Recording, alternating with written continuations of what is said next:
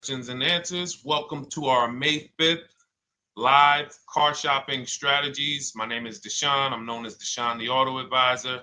And over the next 60 to 90 minutes, I'm going to be sharing what we call the cars from home philosophy, the way you can shop, get bids, make your car buying simple, empower yourself, and guarantee that you did not leave any money on the table. We're going to talk about a lot of things you may not be familiar with. We're going to talk about things you have not heard before. We're going to tear back some mindsets that the car business has programmed in us for their profit. And we're going to tear down those mindsets because they're costing us thousands and they're making the greediest dealers in this country thousands of dollars. And we're going to get rid of that. So this show is sponsored by my new digital book. It's called Cars from Home, 7 Steps to Saving Time, Money, and Avoiding Dealerships. So I wrote that book to give you everything I know, everything I learned at Mercedes-Benz, at General Motors, running my own brokerage, and the hundreds of people, thousands now, that we've helped since 2021 to empower themselves in their car purchases. So part of my welcome offer to you is it's normally $97. You can get it for $24. That's my welcome offer for 30 minutes, anytime during the broadcast. As we go, you can get yours in my TikTok bio, in my Instagram bio, the YouTube comments, and the Facebook comments. It's a 75% off discount as part of my welcome offer for those of you who take action. And you'll have everything we teach here for the rest of your life. And you'll be able to move the same way you're going to hear me move and the way a lot of people I'm going to show you guys are moving. So no questions off limits. Feel free to start typing your questions. We are live on Instagram, TikTok. Hang on. I got Instagram up here. My man Dolan is moderating, so we're going to try to pull in every single one of your questions. Again, this is our May 5th live. We are live. It is Monday, so let's get to the questions. Okay, we got some coming in already on TikTok, Dolan. I see it is what it is. I'm just going to pull that one. I need to do one on shady mechanic shops. You should. If that's your area of expertise, the public needs to know from someone who's an insider what is going on in mechanic shops. I'm sure they get a lot of value. If you guys want, it is what it is to launch a channel teaching people how to avoid shady mechanic sites, type ones in the chat so he can know that he should go ahead and do that. Or she. I can't see if you're a man or woman. But let's get some questions going. Yasoy Tommy, I see you on TikTok. Interested in leasing, but I know I will go over the mileage. I drive a lot. Well, here's what you do. Give you an example. I'm leasing right now. I've never needed more than a 15,000 mile per year lease. So all of my leases have been 12,000 miles. I've never needed more than a 15,000 mile per year lease. Now, sometimes, that was because my family worked a little further from where we lived. We got a 15,000 mile per year lease, but most of the time I'm getting 12 because that's what I need. That's what I use. Now I'm paying $499 a month for this $55,000 Infinity truck. I got a 1% lease on it. I got my bids, the way we teach at Cars from Home. We're big on multiple offers. That's the only way you're going to save the big money and guarantee you got all the money is to get multiple bids. We teach you how to do that. You can do it by phone too. If you want to try to do it by phone, God bless you. We do it through email. We do it through emails and templates, and that's what we do. But I'm paying $499 a month for 12,000 miles. Now, let's just say I needed 15,000 miles. I would have bumped that lease up, and instead of $499, I'd be paying probably $30 more. So call it $530. Now, let's say I'm a high mileage driver at 20,000 miles. That instead of $530, I would probably be paying $620. And there I got my 20,000 miles per year. So the key is, and this is what you'll hear, people will blame the leases for not understanding that they choose the mileage. The mileage is not selected for you unless you go into a dealer and say, hey, work me up a lease. And then they're going to choose the mileage, probably give you 10,000 miles per year, and then try to close you on that. But that's not the way we shop. We're going to shop and we're going to adjust our miles based on what we need. So if I needed 20,000 miles per year, I would probably be paying $620 instead of $499. If I needed 25,000 miles per year, I would probably be paying $680. So I'm just paying, we get what we need and we enjoy our leases. because when we buy these cars and we drive ridiculous miles, we depreciate our cars, we destroy the value, and then we still have a loan on it in a lot of cases for a vehicle that we have destroyed the value in because we put 60,000 miles on it in 3 years. So our loan is moving very slow, but our vehicle's value is dropping through the ground very fast, which is typically how we end up with $15,000, $20,000, $25,000 in negative equity. I used to see it all the time in dealerships, especially when I was in when Uber took off. When Uber took off, year later, 2 years later, 3 years later, we had tons of people coming in with Hondas, coming in with various cars that had 200,000 miles on them, but they still had 3 and 4 year loans left. And, that's just a recipe for disaster. That's a recipe for disaster. So you should not be leasing, though, if you keep your cars 8 years. Some of you familiar with the 8-year rule, you understand. Everyone should not be leasing. I want to make that clear. Some people say, Deshone, you believe everyone should be leasing? No, I don't. If you are not keeping your cars 8 years, then you should be shopping for below market leases. Don't forget those 2 words, below market leases. Because if you're paying what everyone else is paying for their leases, it's not going to make sense. Some of these strategies are not going to make sense. You need to be getting below market leases. And the way we do that is to comparison shop, get multiple offers from dealers, have them compete for our business, and then we get these leases that no one else can get. Great question. So what if I go over 20,000 miles? What do you recommend doing? You choose your mileage wisely. In my book, I have a section called Choosing Your Mileage Wisely. The whole key with leasing is to scope out the mileage you're going to use, and that's what you shop for. If you know you're going to do 25,000 miles that year, you would do 25,000 miles on your lease. But you don't shop this way. We always shop with 12. A problem with leasing is once again, you go into the dealership, you say, work me up a lease. They're going to work you up what they want. They're going to say, hey, put 5,000 down. Who's had that happen? You go and you look for a lease and they tell you how much money you need to put down. Type me if you've had that happen. And again, welcome to everybody. This is our May 5th live. It's Monday, May 5th. Whether you're watching this today or you're watching this later today, because we will be rerunning this for those who couldn't make the show. Tell your friend they can catch it on our channels. But this is our live show. We're live every single Monday through Thursday at 12 noon. So you'll see people who will go and get blessed transition. You've had this happen. This is what you go in. They work you up a lease. Here, you need 3,000 down. Yeah, you need 3,000 plus your taxes and fees. What do you want to do? So that's them customizing our leases. We never want to do this.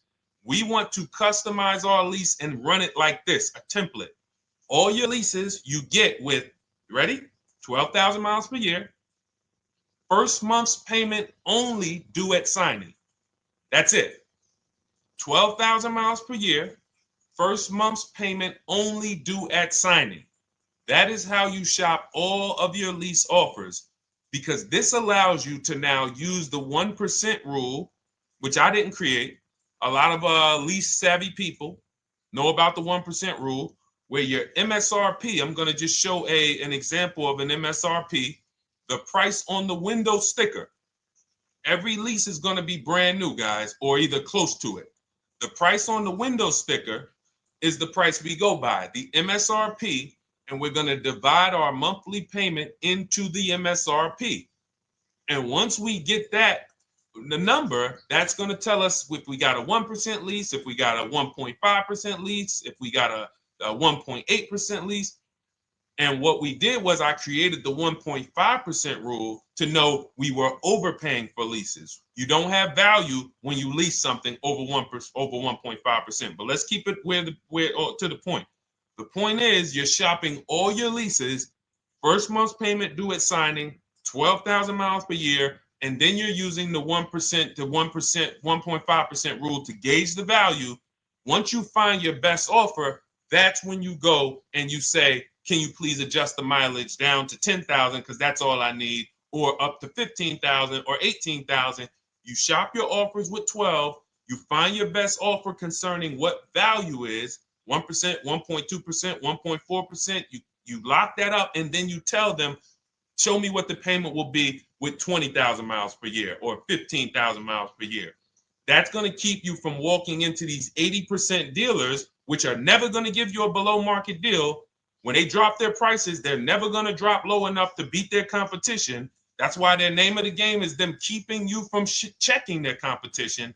And then you avoid these people, you find those deals, and then you adjust the mileage with that dealer. But choosing your mileage is very important with a lease. And that's why you should take 5 minutes, 10 minutes, tally up your lifestyle over the next 3 years, and you choose your mileage that you need. Great question. Let's go, Dolan. I'm getting married today. Congratulations to Ash on Facebook, everybody. Ash is getting married today. Congratulations. May God bless you with a healthy, lifelong marriage. Hallelujah.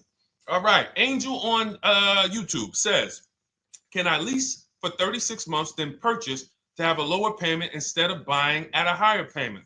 Now, what he's asking or she's asking is, I want this new car, but if I buy the new car, then I'm going to have to pay for the new car, in which case it's too unaffordable. So can I lease it first and then buy the difference at the end? Yes, you can. Let's talk about why that's not that financially wise. There are signals, guys, that tell us we are looking at vehicles that are too expensive for us. Signals. Would anyone on here take a 50-year mortgage? Anybody? Anybody? We got some smart people on here. Anybody volunteering for the 50-year mortgage, ladies and gentlemen? Anybody? Come on, somebody.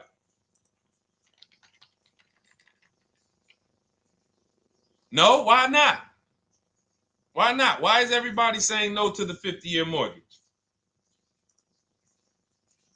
Because we know it's ingrained in us that a 50-year mortgage on a house means we can't afford that house, right?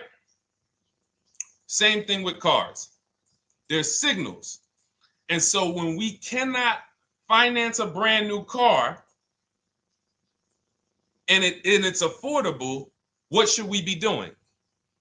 We should be going to get a pre-owned car. That's what we should be doing.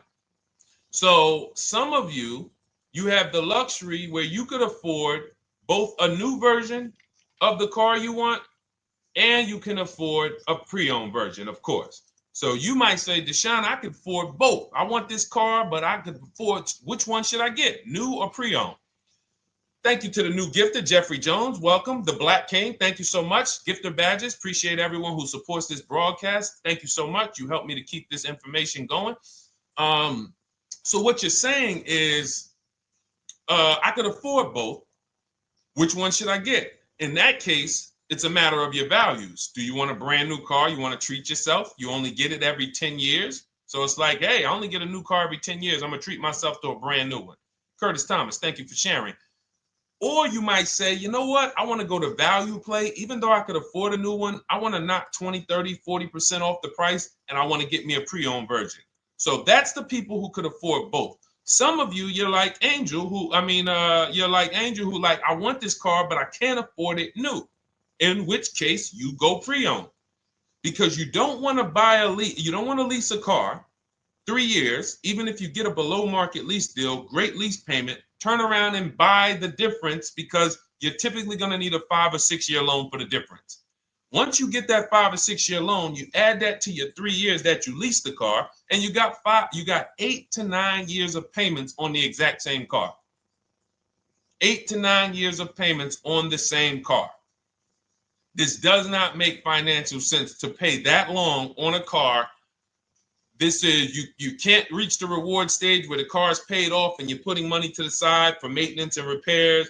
You know, you got a paid off car, because the goal with purchasing is to get to that long-term ownership where the car is paid off. I don't owe anything on it. You know, I got a couple $100 I put to the side for maintenance and upkeep, but that's all. That car is paid off. I can keep that thing for 15 years. I can pass it down to my son, my daughter. We got an extra car in the family. That is the value of purchasing. So if you have a payment for 8 years on a car, you don't get to that stage. So that's why before I would ever recommend someone lease and then purchase the balance, I would recommend someone purchase a quality pre-owned car and get it at a below market price. Okay, does that make sense? Okay, everything that we're talking about, guys, is in my new digital book. It's called Cars from Home, 7 Steps to Saving Time, Money, and Avoiding Dealerships. Has everything we teach, because the name of the game is learning how to structure your deals. When should I lease? When should I purchase? And then once you have your structure, getting bids on everything to make sure you don't leave any money on the table. When you get bids on everything, you're never going to lose any money on your trade-in, because you didn't just get one offer on your trade-in, you got bids. You're never going to overpay for your interest rate, because you didn't get one offer on your loan, you got bids. You're never going to overpay for the new car or the used car you're buying, because you didn't get one offer on it, you got bids. And that empowers you to control the transaction. That is what we teach. That's in my new digital book, step by step. You can get your copy for 75% off, normally $97, but it's part of our welcome offer for 30 minutes. You got it in my TikTok bio, Instagram bio, YouTube comments, or the Facebook comments for $24. Okay, enjoy it, use it. All right, let's keep it going.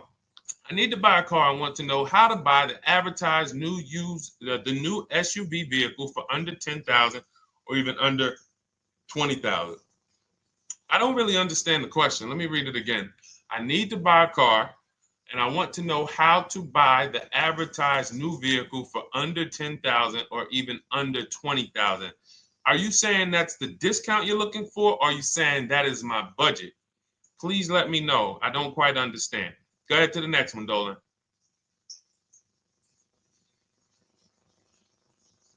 All right.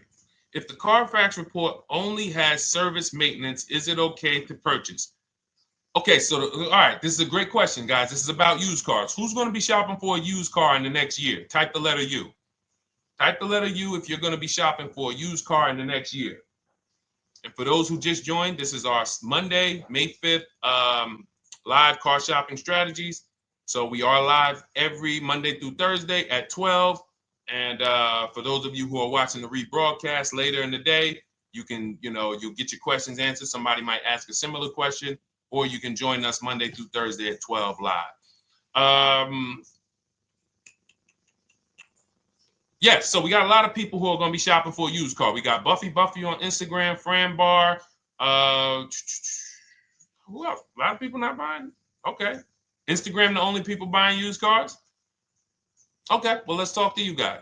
Listen, so here's when you're looking at a used car, what you're focused on is first the service record. First the title history. What is the title history? That means, is it a salvage car? Is it a frame damage car? Is it a now, well, let's start first. Where do we find these cars? Let's start there. We're not going to lots. We're not stumbling onto people's lots. That's what they want. We do not want to go through our neighborhoods looking for used cars. Anybody who does not have a used car on a website, they're trying to take advantage of you, because that is unadvertised, that they don't want to be where the competition is. That is not the way we're going to move. And for years, it was like that. You drive past a dealership on the weekend, you see hey, oh, look, they got this nice yellow car, a nice big red car outside, and you just pull right in. That's 2005 stuff. Now, every used car, we need to be able to compare it to the whole market, which means we need to see it on a website, on a marketplace. So we're opening up, this is called my multiple marketplace strategy. We are opening up, and some of you are going to need a pen if you're going to really, or unless you're going to watch the rebroadcast, because I'm running stuff past you that, you're trying to buy a $30,000, $50,000, $100,000 car. We're not talking about how you're going to get a couple things from Amazon and, set up a little home studio for $2,000. We're talking about the second most expensive purchase most of you are going to make. So it's understand that you're going to need to focus in order to get the most out of what we're talking about. So we're going to go to the marketplaces. The marketplaces are Carvana. They sell their own inventory. CarMax, they sell their own used car inventory. Driveway, they sell their own used car inventory. We're going to go to now dealerships. AutoNation, they sell other people's, they sell their own. They buy and they relist it on their website. But then you have Car Gurus, you have Carfax, you have Kelly's Blue Book, no, not Kelly's Blue Book. You have Auto Trader, Car Gurus. So we're going to all these marketplaces, we open them right up in one tab. So now what we're doing is we're putting in our criteria, and what we want to do, we want to go 100 miles out. Even if you're not willing to drive 100 miles out, you want to see what the whole market looks like within 100 miles. So now, if you know what you can afford, then you can put in your price criteria. I have a tool that I created. It's called the Perfect Budget Calculator. Some people who have my book, you've used it, where you put in your down payment preferred, you put in your interest rate, you put in any equity from your old car, and it tells you, because what you tend to miss is the fees. That's what you tend to miss. So if you're not using this calculator that we created, you want to add another $2,000 or so, because you got to factor in the fees in that budget. Some of you go out and say, man, I think I could afford $30,000. Then when you find your car, they bump you up to $33,000 because you didn't factor in the taxes and fees. So this calculator does it for you in my book, and everything we use the Perfect Budget Calculator. But if you're not using it, just estimate another, a little higher. Now you put all of that into the marketplaces. Now you're looking for what the inventory is. Now, here's the reason why you must open up all these marketplaces. First reason, they have different cars on them. Carvana and CarMax has different cars than Car Gurus, Cars.com, Auto Trader. There's different cars on them. Another reason we need to open it up is because sometimes you'll see one car here on Car Gurus for $31,000, and then you'll see that on Auto Trader they marked it down $2,000. It's $29,000. And you're like, wait, why the heck is it lower? This is the same car. Well, it could be because this marketplace got the notification first to lower the price, and maybe this one takes a little longer to see that, oh, maybe that takes 24 hours before their updates take effect.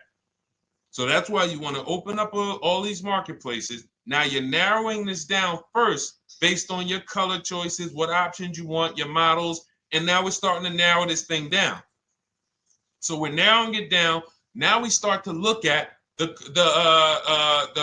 history of these cars. This is the best way to start narrowing down your used car search. Let's now dive into the history. I need the Carfax. Now, some of these websites will give you a free Carfax. Some of them will try to make you buy a Carfax. Now, I'm going to give you one of the secret strategies that we've been using for years in my book, and I'll tell you it right now. It is how we get free Carfaxes, because when we get to most vehicles, you guys, for those of you who are just meeting me, I worked in Mercedes-Benz for 5 years and General Motors for 5 years, and I ran my own brokerage. I started it in 2016, and I ran that while I worked at the car dealership. So I have a lot of experience and have seen a lot, and that's why I'm able to teach these things. I also love numbers. But one of the things that I know is almost every dealership has a contract with Carfax. So every dealership, we pay Carfax already. So what we're able to do is when we list our inventory on our websites, we're able to list the Carfax with it. We're able to provide that free of charge. But when we pay Auto Trader or Cars.com or Car Gurus, we are not able to actually push our Carfax to that marketplace. But if you come to our website and you find the vehicle on our website, most times you will find the Carfax for free. That is what we have been doing for years.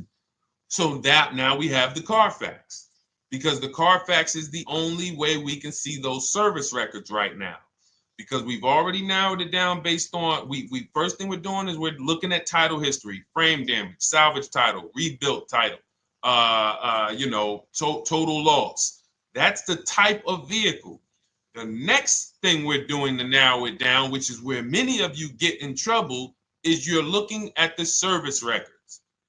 Skipping service records, buying used cars without seeing service records is disaster.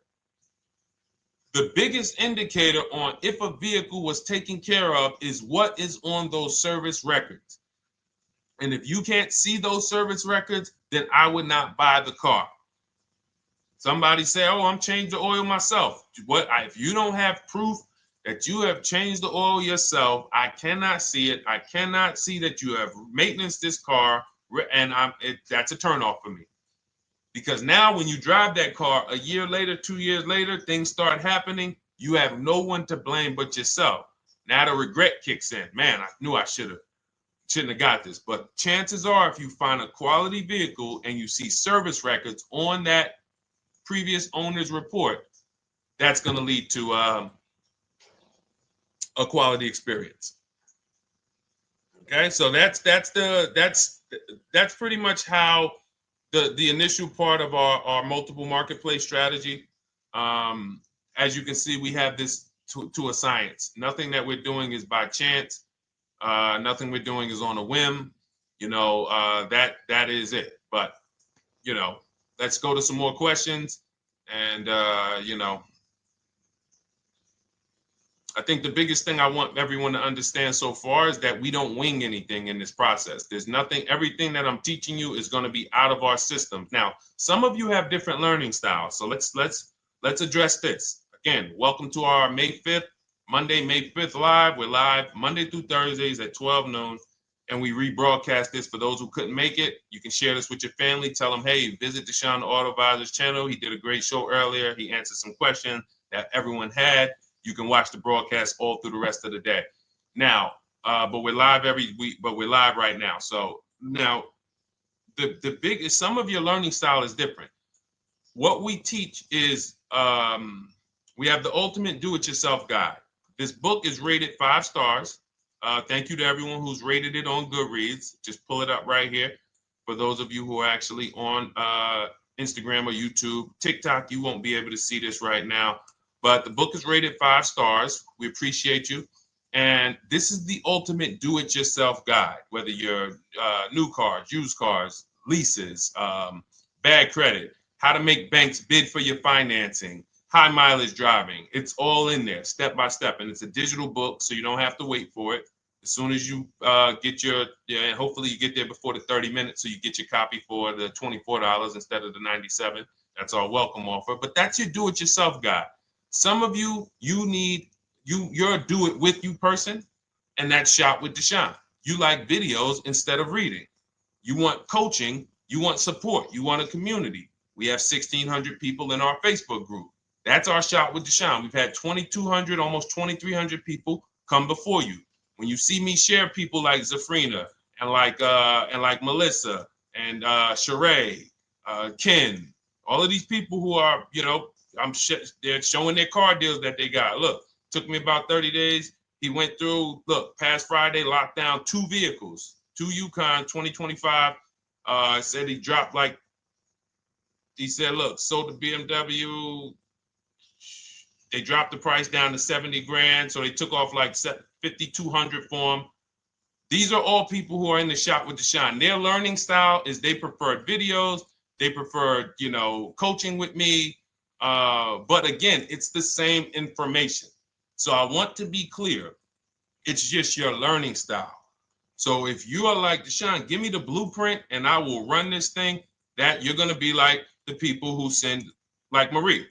Marie just wanted to let you know she got our book. Using the book, I saved over $13,000 off MSRP. Now, here's where the feelings get hurt. And this is not my intention.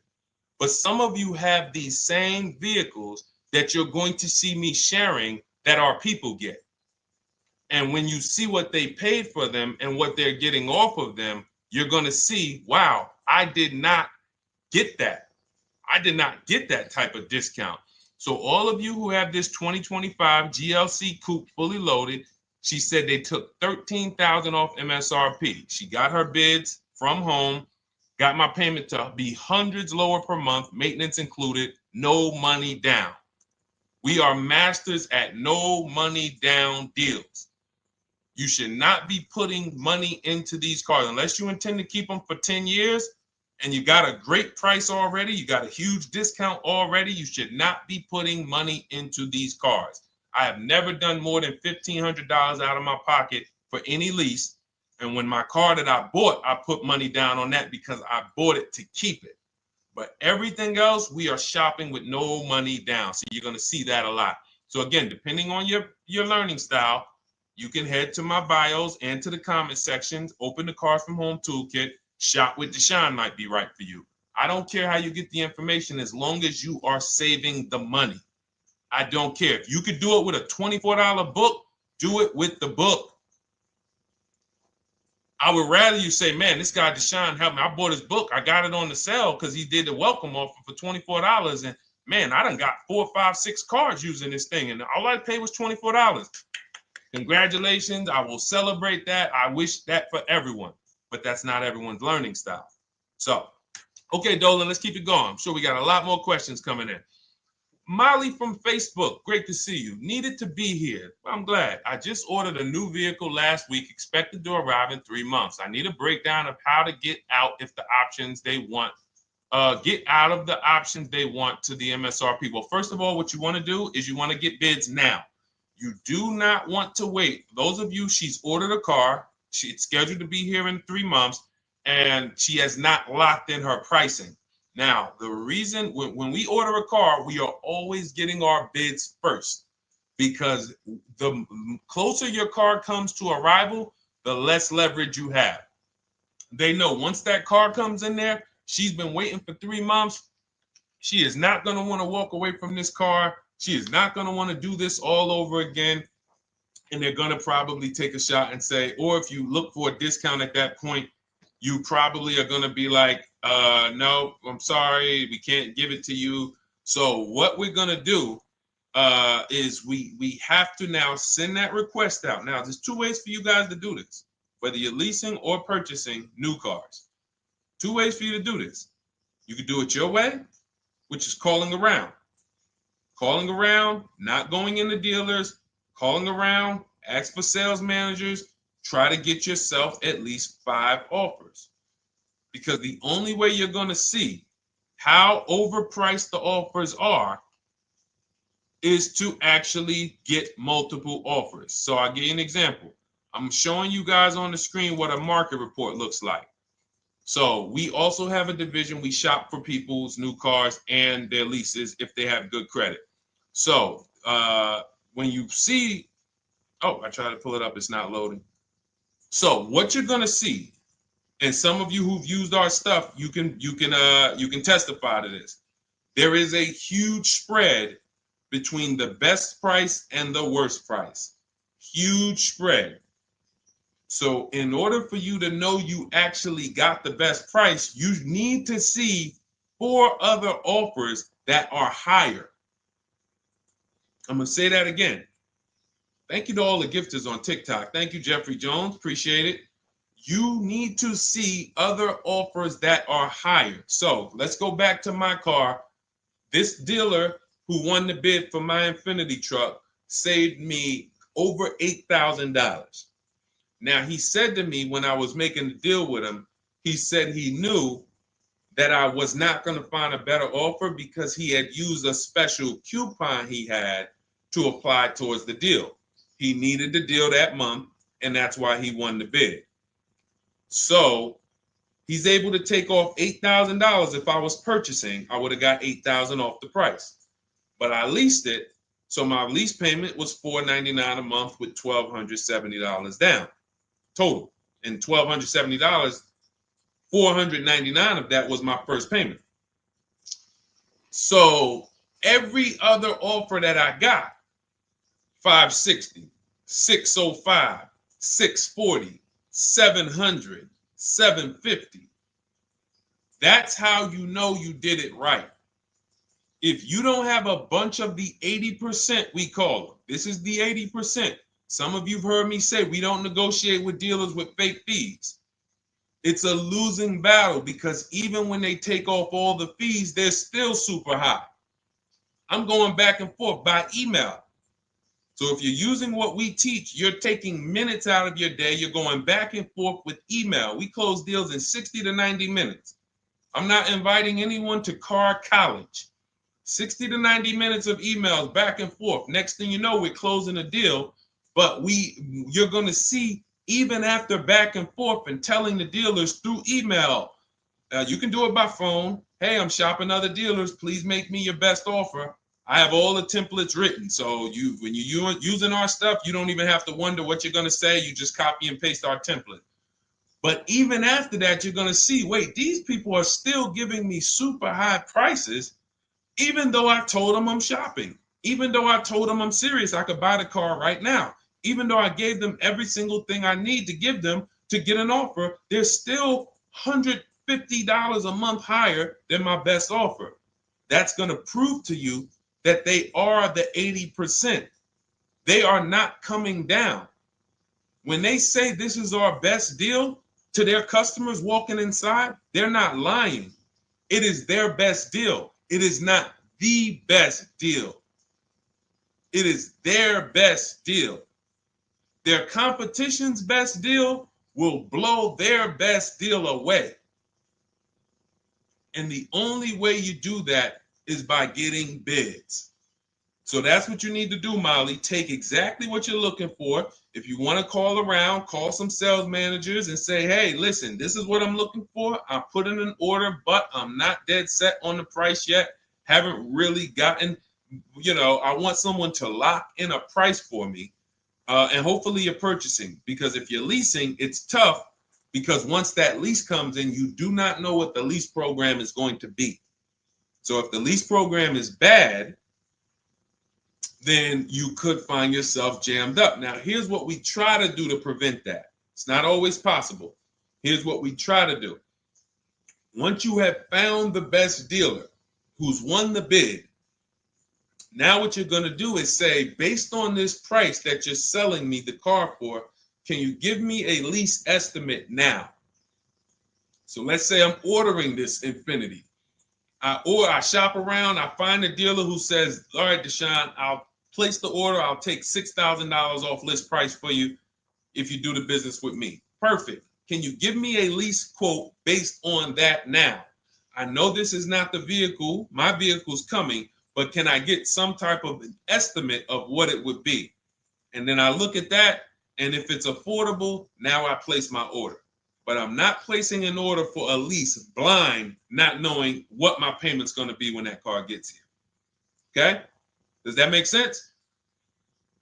I know I may be typing, this is heavy. That's why I told you guys, when you're here with us in car buying, below market car buying strategies, this is like short 60 to 90 minute master classes.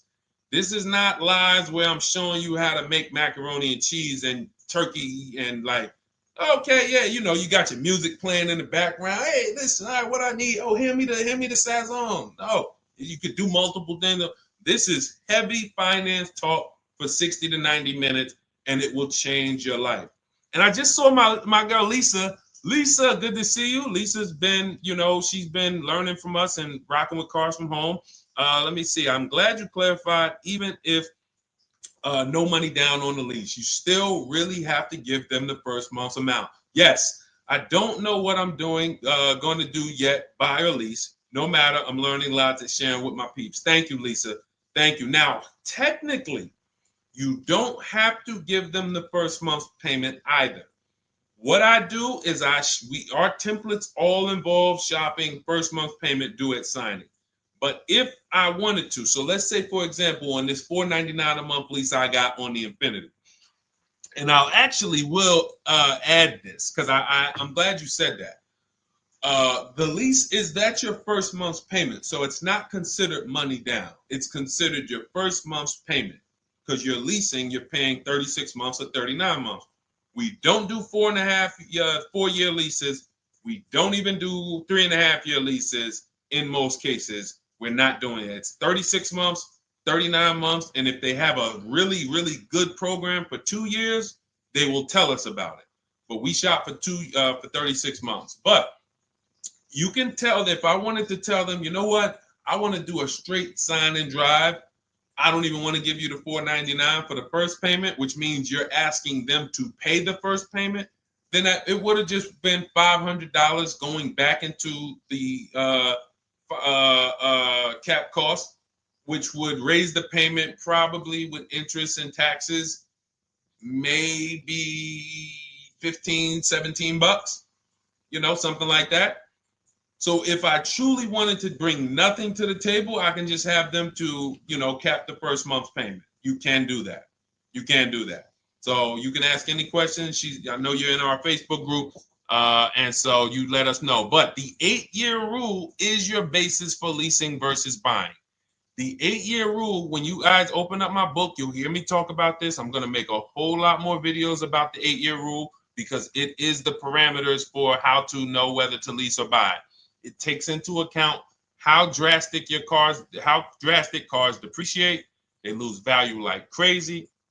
All the losses are in the first 5 to 7 years, and you don't win until you've kept the car at least 8 years, compared to someone who's getting a below market lease. So let's take an example. You look at somebody like, Brian. Brian got my book. Just finalized my first ever lease using your system.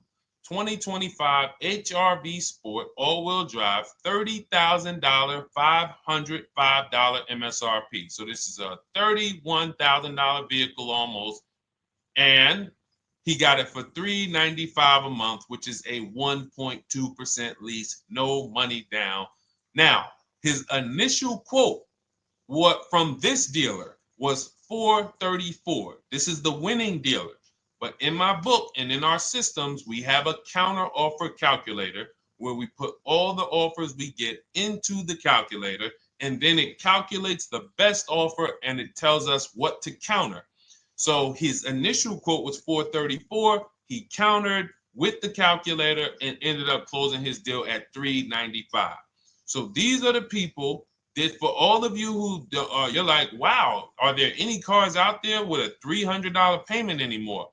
Well, if you're buying a car, you are buying it at a $300 payment. You could only spend, who knows, every $5,000 on a vehicle is about how much per month. Every $5,000, when you're looking at a car, every $5,000 on a 5-year loan, which is what you should be defaulting to, is about how much per month. Thank you, Nikki.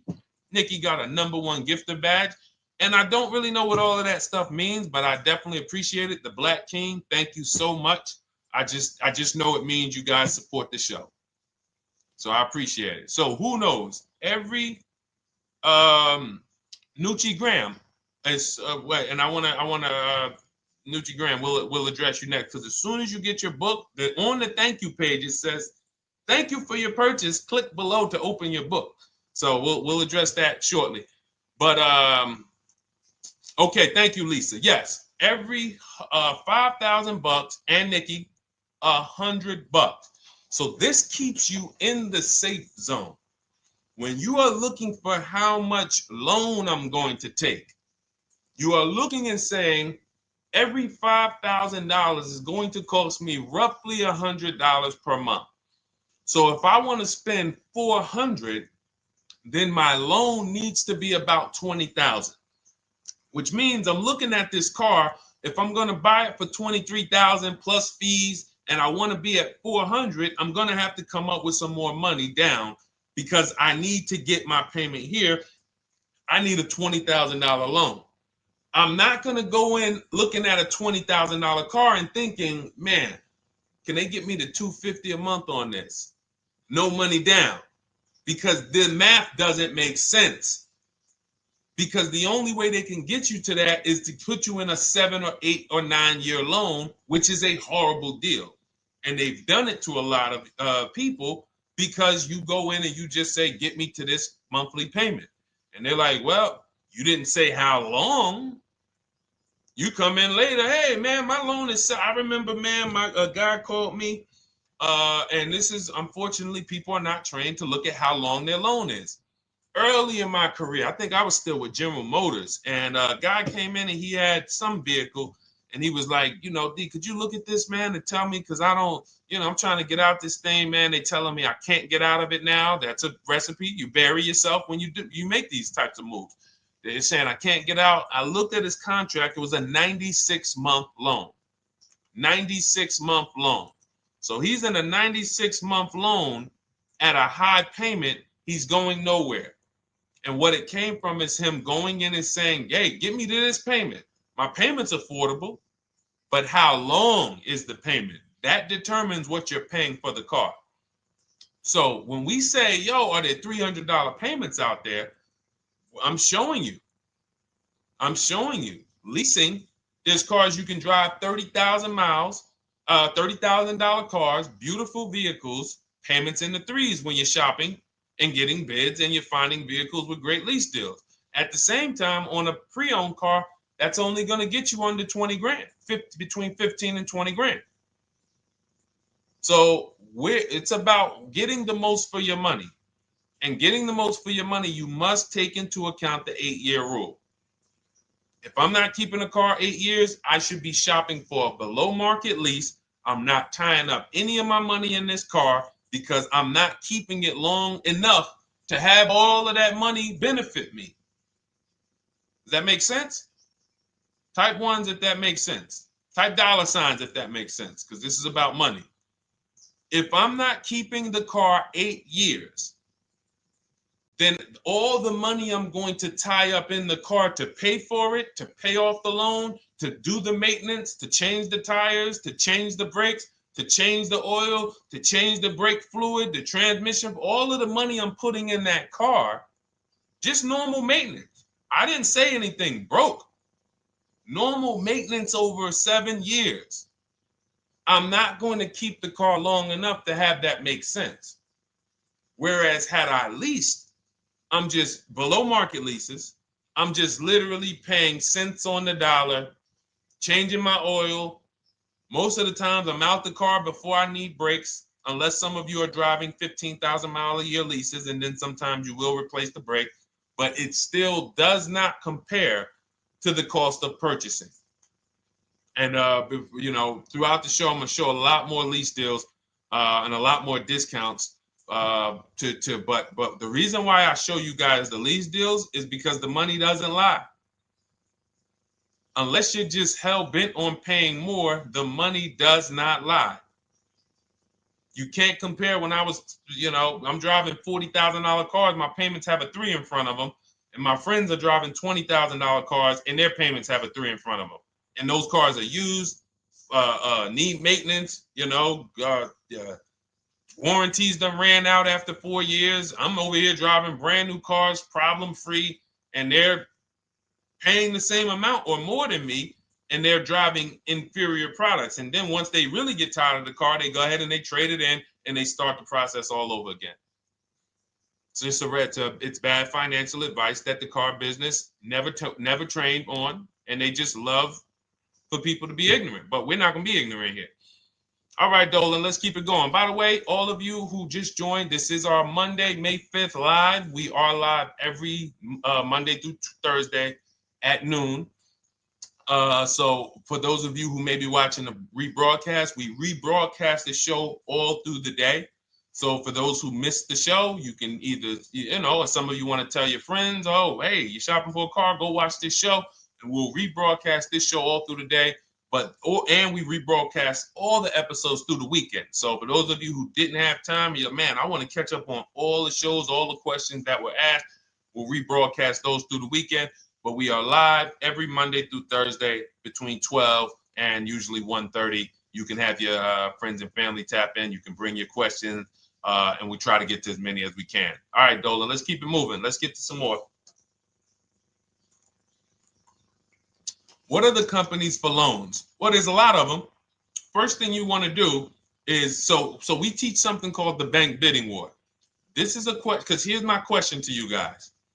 Where do you get your car loans from? Here's my question to you.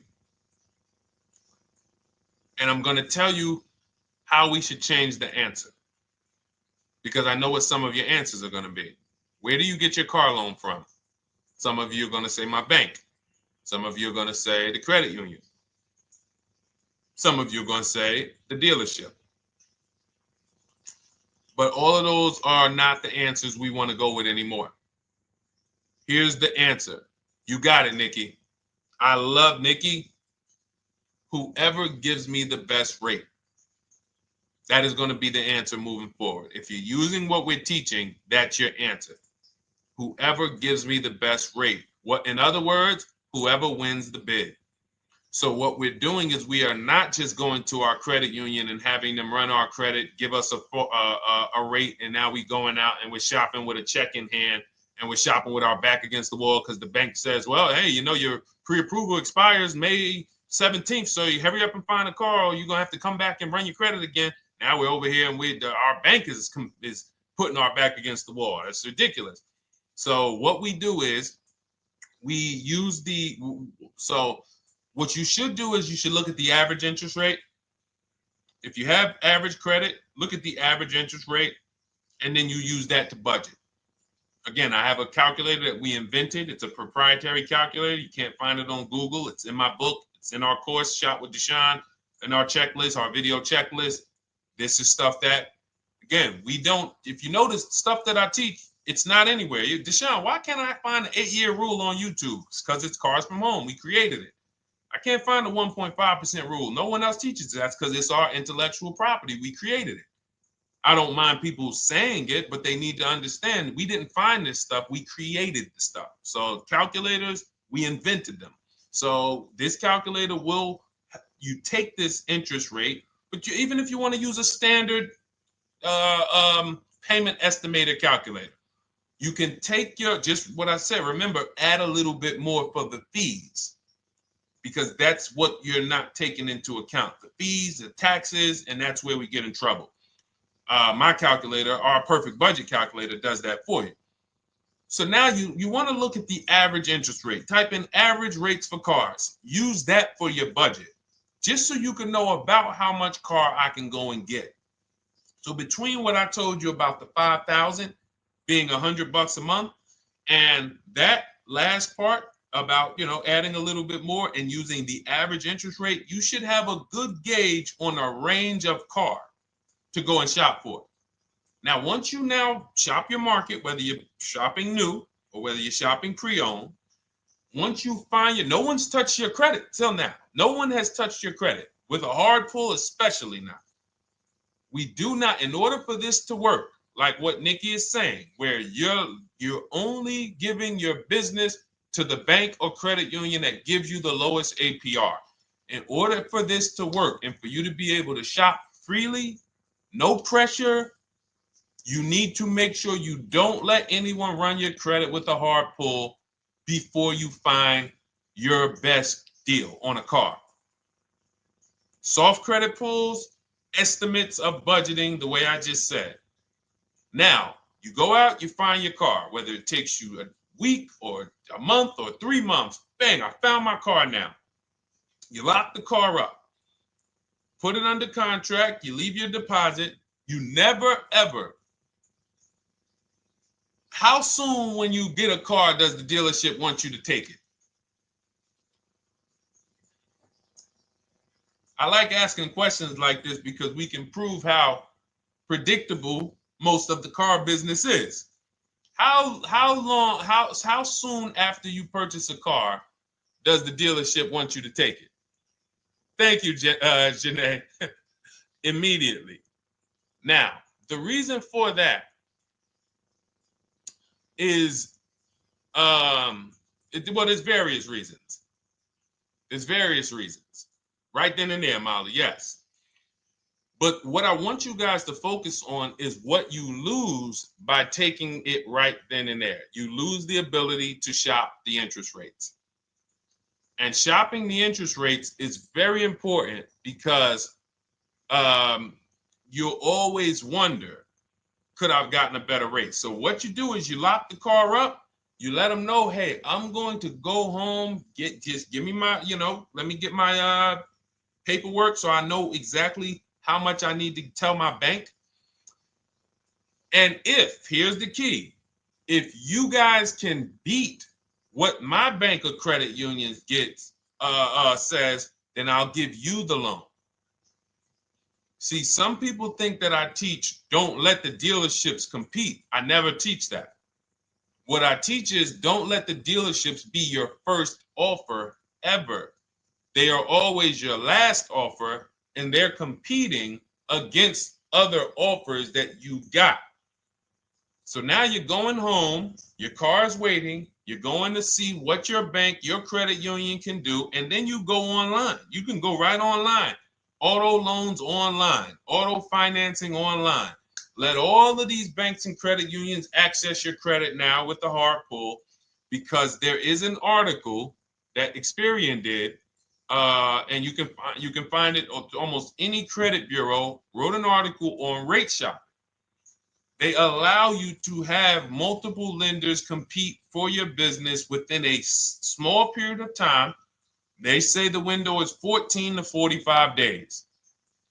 So if the window is 14 to 45 days, how quick do y'all think I want you to do it? If the window says, because that's a big window, as long as you shop within that window, at the end, those multiple inquiries will have the same weight on your score as one inquiry, because it looks as if you were shopping and you were doing your due diligence. Thank you, Greg, Sheila, with these gifter badges. I don't know. It's like a nice. I appreciate it, Glendale. Thank you. So with these, when these banks are competing, what you're trying to do is say, everyone here on my end, we call this the bank bidding war. This is round two. Round two is you are bringing your car home. I'm sorry, you are at home. You're going online. You're calling your bank. You're calling your credit union. If you have one, you're going online. This will take you literally one day, not even. This maybe take you an hour. Because if they say that the window to shop is between 14 and 45 days, I want you to do it in 24 hours. We want all the competition in 24 hours. Because that guarantees we are way within the window. They're going to look and see, wow, this person bought a car. They had multiple lenders competing in a small period of time. They're not out here just letting people run their credit over, every week. Some new banks running their credit. So now you call the dealership afterwards. You say, hey, the best offer I got was from such and such credit union or such and such bank. If you guys can beat it, I'll give you the business. You allow the dealer to now shop you to their banks. In which case, they're going to call you and say, hey, good news, we got you a better rate. Or, hey, good news, we couldn't beat the rate, but we can match it. In which case, they save you the time, they save you the paperwork. Or they're going to say, hey, listen, that's a great rate you got. We can't beat that. None of my banks can beat it. And in which case, we guarantee all around we got the best rate, which is the goal we're looking for. As Nikki said, I'm only giving my business to who gave me the best rate. That is the bank bidding war. So when you get your digital book, Cars from Home, you'll get that in writing. We also have it in our Shop with Deshone video checklist for those of you who are more do-it-with-me types. Again, we're all about your learning style. And some of you just like, Deshone, I see you. Can you shop for us? What are these? I'm seeing a lot of you guys shop for people, new cars, new cars, leases only. And you have to have good credit. Your FICO scores need to be over 670, all of them. But if you don't, again, same result. We've been helping people get these results since 2021. And again, I am all about speed. These are short videos. The book is boom, action steps, action, action, action, action. I'm not trying to teach you everything about cars. I'm trying to walk you through a path, a 7-step path to get to the result you want all the time. Okay, I'm not taking you to car college. You're not going into the car business. You just need to know how to get the best deal. And that's what it's about, step by step. Okay, but for those of you who are just coming on, this whole show is sponsored by my new digital book. It's called Cars from Home, 7 Steps to Saving Time, Money, and Avoiding Dealerships. It's a digital book. Everything we teach about new cars, used cars, leases, below market financing, high mileage driving tips, bad credit tips for those of you who have your credit is not going to qualify you for everything else we're talking about. You need specific strategy. We have that specifically for people with bad credit inside my book and inside Shop with Deshone. So that's why I never believe in one size fits all car buying advice, because all of you are in different situations. So how does somebody look saying, you all should do this? We're all in a different situation. I have a trade-in. He doesn't. He has a lease that's coming due. He doesn't. Oh, he has a lease that's coming due. He has equity in it. We need to help him get that equity out. He has a lease. It has an equity, but it has a third-party restriction. We can't talk to people the same.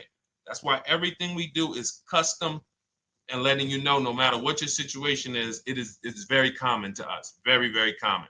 So, all right, let's keep it going. We got some more time, Dolan. Pull them up. More questions.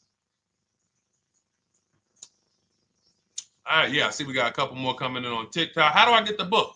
Well, the book is in my TikTok bio. In my Instagram bio, there's a website there. It's Cars from Home Toolkit. And then you'll see the welcome special for $24. So the book is normally $97, but as part of our welcome special, you got 30 minutes to get yours for $24. So you won't pay the $94. You get 75% off. We also have a link for you guys on Facebook and YouTube in the comment section so you can get your copy. And if you're going to spend a couple more minutes with us, I would appreciate if you share the broadcast with one person that you care about, so that can help. We can help get this information out, and we can help change lives. If you didn't receive your ebook, well, first of all, as soon as you purchase your book, you're going to see a thank you page. It says thank you. Screenshot this page, and then it says below, click the link below to open your book. So you actually get the link to open it as soon as you make the purchase. And then I say I also emailed you a copy. So sometimes people type their email in, one letter's wrong. Obviously, we can't send a book to an incorrect email, which is why I have my support team's email right on there, so that if you don't see that book within 5 to 10 minutes, you email my support team, hey, I didn't get the book. They'll get you the book right away. So as you can see, I want you to, Dolan, can you put up, do we have anywhere with, we can put up the support team's email for this person, and just send an email to support. There you go. Thank you so much. Support at Deshone the Auto Advisor. Thank you, Dolan. Best moderator in the world. All right, so shoot them an email. Just let them know. Give them your first and last name, and they'll check the record, make sure that we have a purchase from you, and they'll send you your book right away, so you can dig right into it. Okay? All right, let's keep it. We work with clients all around the country. What I'll start doing, I wanted to bring some on here today, but I can't load them up. The system is showing an error. So I got a lot of people. I always bring tests. I always like to show results. So, you know, I'm a results person. So you'll see a lot of people that I share. Brian, who has our book, and, you know, his lease, Marie with her $13,000 off. All of these people made deals from home. They were not in a dealership negotiating this. You got, look, Frank, I bought your book, used your system, and just closed my deal and have positive results to report. I love when y'all email me, by the way. Like, please continue to do this. A caveat is I wanted a just released 2026 Genesis G70 Advanced, and there are no incentives. I could have gotten incentives on the 2025. However, I wanted the 2026, and I was willing to pay. So even with high demand cars, even with cars that are rare, this is the situation. I reached out to 20 dealers, and I received 9 offers for 36 months, 12,000 miles on a $58,000 MSRP. The initial offers range from $1049 to $901, with everything in between. I counter offered using the calculator that we have, and closed the deal at $815 on a $58,000 MSRP. That's a 1.4% deal. Now, mind you, that on a vehicle on a 2026 with no incentives, which means every bit of that was the dealer taking off money for him. He probably had to get at least $5-6 grand off to have that deal come in the 8s, when other dealers were quoting him 9 up to 10 and, you know, mid $1,000 range. So, you know, but so I show the book testimonials. I show my Shop with Deshone testimonials. But I want to start bringing these market reports so you guys could actually see that's our team shopping all around the country. And that allows us to stay, we're able to just stay on top of the market, like from state to state. It proves like this stuff is not, oh, if you're in New Jersey, the deals are better. Yeah, if you're in Florida, the deals are better. If it's California, we don't have deals out here. All of this stuff is not true.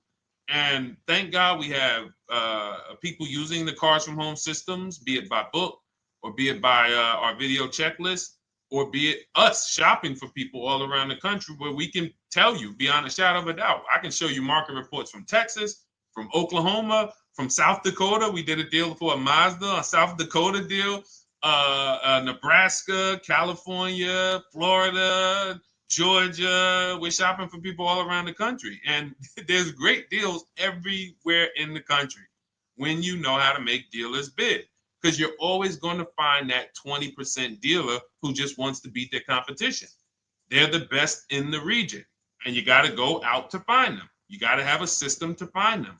Because most of the dealers are not them. Most of the dealers are the 80%. That's just the way it works. It's a numbers game. And the 80% are very expensive. And when you walk into the 80%, they'll go down. You're like, oh man, all right, can you take off? Can you get me down? Like, yeah, man, you're like $150 a month higher than where I could be, my max. And they go back and forth. They're like, man, I could take off $50 a month. Ah, man, that's the best you could do. And then next thing you know, you get down to 100. Yeah, all right, we'll take off $100 a month. And you're like, all right, I guess I'll take that. You don't realize that a 20% dealer, not only were they nowhere near your max budget, they were $100 less than your max. You're talking to the 80%. The 80%, when they come down, they're still here. The 20% are here. So you're over here with an 80% dealer walking into these dealers. 8 out of 10 dealers over here are 80% dealers. So y'all talking them down like this, and y'all thinking we winning. Oh, I talked them down to this. Meanwhile, the 20% dealers are here. 20% dealers will launch a bid. We gotta cut. Oh man, if this thing wasn't broken, tomorrow's show, I'm gonna bring on a lot more market reports. We got dealers who come right out. We getting offers 700, 790, 820. Dealer come right out 650. Boom, blow everybody away.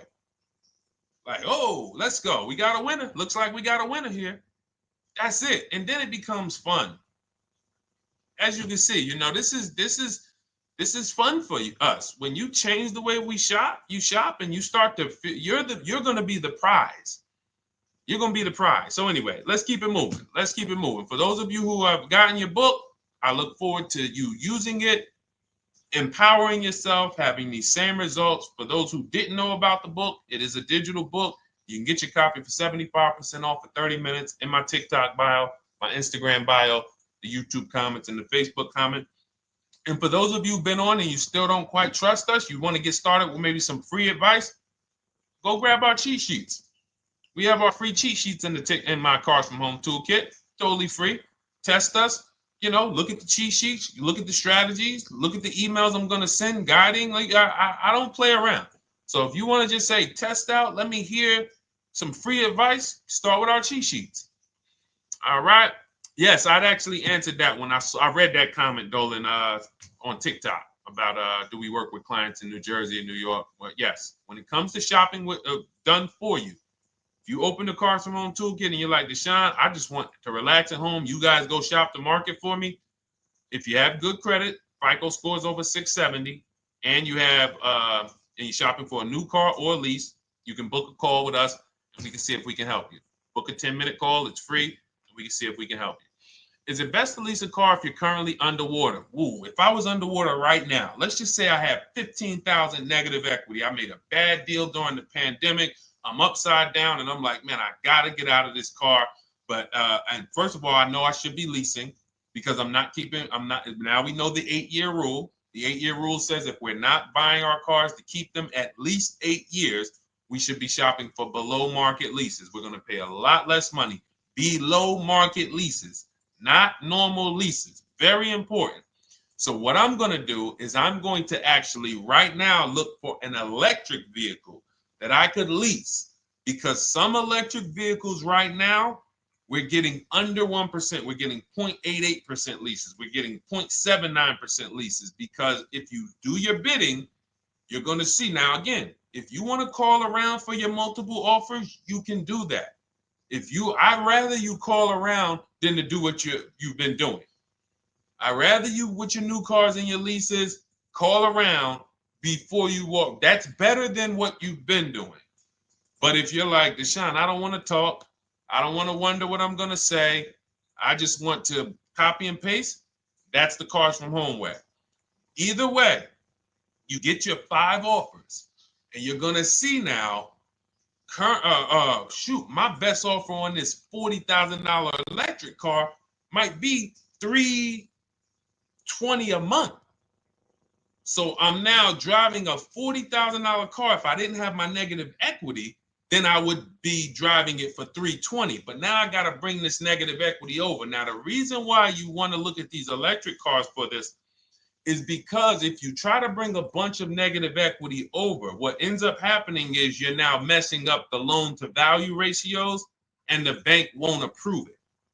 So you might go in and look at a $40,000 car, and now you bring this 15 grand of negative equity, and the bank is saying, we're not going to loan $55,000 on a $40,000 car. We're not doing that. So that's when they'll say, some of you may have heard this before, you have to put money down. They'll say, we can't get you approved unless you can put $3,000 down, $5,000 down. You have too much negative equity, and the bank is not going to approve it all. But when you get your bids on some of these electric cars, you're going to get $10,000, $15,000 off. And this is specifically what I would be looking for. I would be looking for the electric vehicle that when I get my bids, I'm saving 15 to 18 to 20 grand off. And if you guys don't think that's possible, you haven't been here for long. You know, this is Milligan. She bought her Mercedes EQE last year. She literally, MSRP of her car was $79,245. She got almost $30,000 off the vehicle. Almost $30,000 off the vehicle. $51,359 is her price.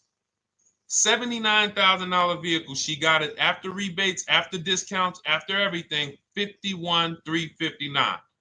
So you take a vehicle that you can get a huge amount of money off, then you bring your negative equity over. So now that payment goes from $320. Yes, it might go up to $575 or $600 even. But I know I'm in a nice car now. I'm in a brand new car, and after 3 years, I'm done with that negative equity. So that's what I would be doing. And if God forbid the car gets totaled while you're driving, you're out of the negative equity in a lease. So if I rolled that negative equity, 15 grand over to this car, now I'm driving it. Boom. All right, I got this electric car. I'm out of the negative equity. I got a good value. I'm in a $40,000 car. My payment is affordable. Now I'm driving. Oh, shoot, car gets totaled. I'm out. I can go get me another car now. I can go and get the same exact car, but I can get it for $320 now. So, you know, that actually is the reason why people commit insurance fraud and total their cars or get them stolen intentionally. But no, that's just something to keep in mind. Something to keep in mind. Because most of you, when you start leasing, you're going to see that was my reason for negative equity. That was my reason I kept having negative equity, is because I wasn't leasing. And that was the reason I was paying more money for cars than I should have, because I wasn't leasing.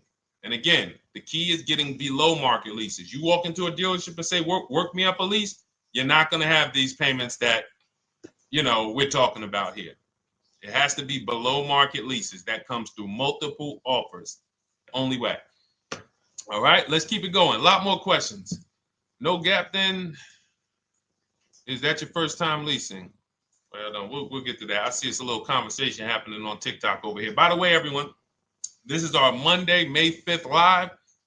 We're live Monday through Thursday. Tell your friends, please. I would love for those of you who are going to keep joining us to see some friends tomorrow, family members tomorrow, co-workers. When you are at work, when you're talking to people, if they say they're car shopping, I would love for you to invite them to our live shows Monday through Thursday at 12. And if they couldn't make the show, we will rebroadcast each episode for the rest of the day. So after today, after we end the show, if you guys want to refresh on some things or you want to whatever, you want to send people, we will rebroadcast this episode for the rest of the day. And then on the weekends, we put together a weekly compilation. We broadcast them all just for the people who couldn't make the live shows. But every Monday through Thursday, we are here. And yes, happy Cinco de Mayo to you too, Nikki, and to everyone who celebrates. All right, what do you think about waiting till December month, mid-month to buy a vehicle? I do not. Dealers need cars to sell before that. It's a myth. All right, we're going to dispel a myth, okay? When have we been taught that the best time to buy a car is? Thank you to everyone running up the likes on TikTok. We're at 3,400 likes. Every time you hear something you like, you double tap the screen. That makes a big difference. It sends a message to TikTok that we're doing something good over here. Okay, end of the month. Yes, sweet now. End of the month. So we're gonna peel, like I told you guys when we started the broadcast, right? We are gonna, yes, Molly, last day of the month, right? So this is what we have been taught. Last day of the month, come on in. That's where your deals are, right? Let's look at this logically. As a former car salesperson, the times where where I saw the dealer or myself being the most desperate was the times where we did not have a lot of customers. Sometimes you look up, it's the 10th of the month. They call us into a sales meeting. They say, hey, guys, we got to sell 200 new cars this month. We are only at 40. We are way behind. We are tracking way behind. Call anyone you know who's a real customer. We are entertaining every reasonable offer. Now, you've been taught there's a group of people that we know are coming at the end of the month. There's a group of people that we know that last weekend they're going to rush. But there's no desperation there from us because we know they're coming. So we look and say, I'm much more desperate at various times throughout the month than I will be at the end of the month. Because think about it. Every time you go into the dealership at the end of the month, is it dead or busy? You go into the dealership most of the time at the end of the month, is it dead or busy?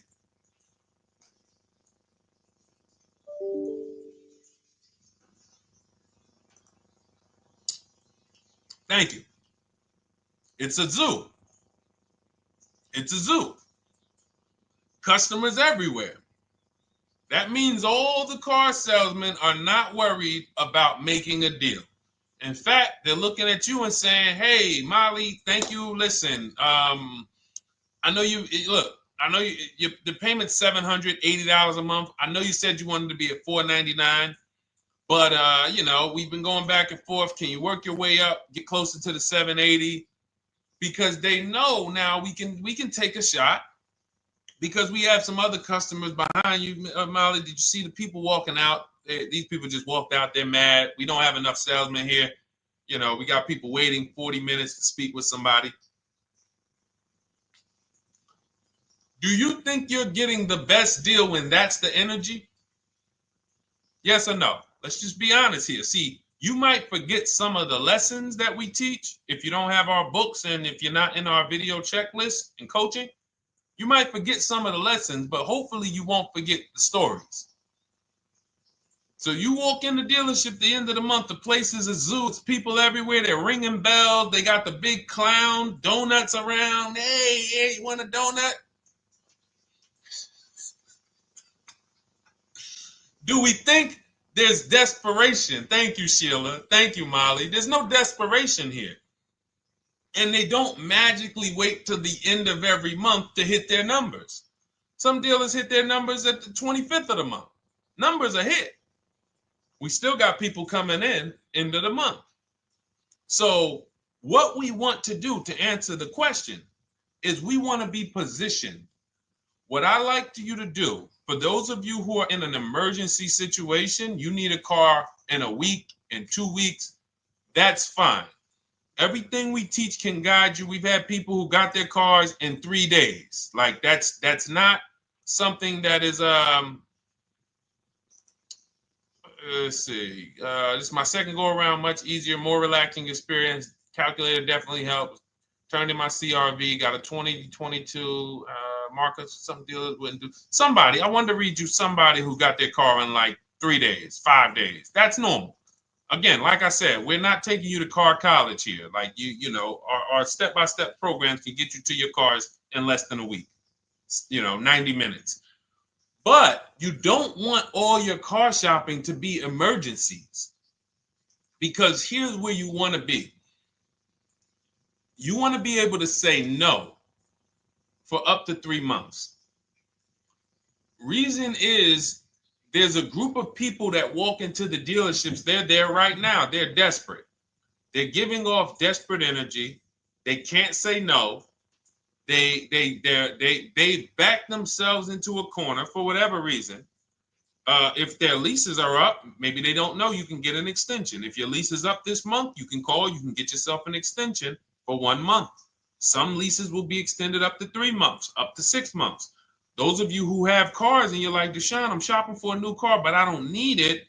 I just, my car still got some life to it, but, I want to look for something new. This is a position of power to be in. This is where you want to be.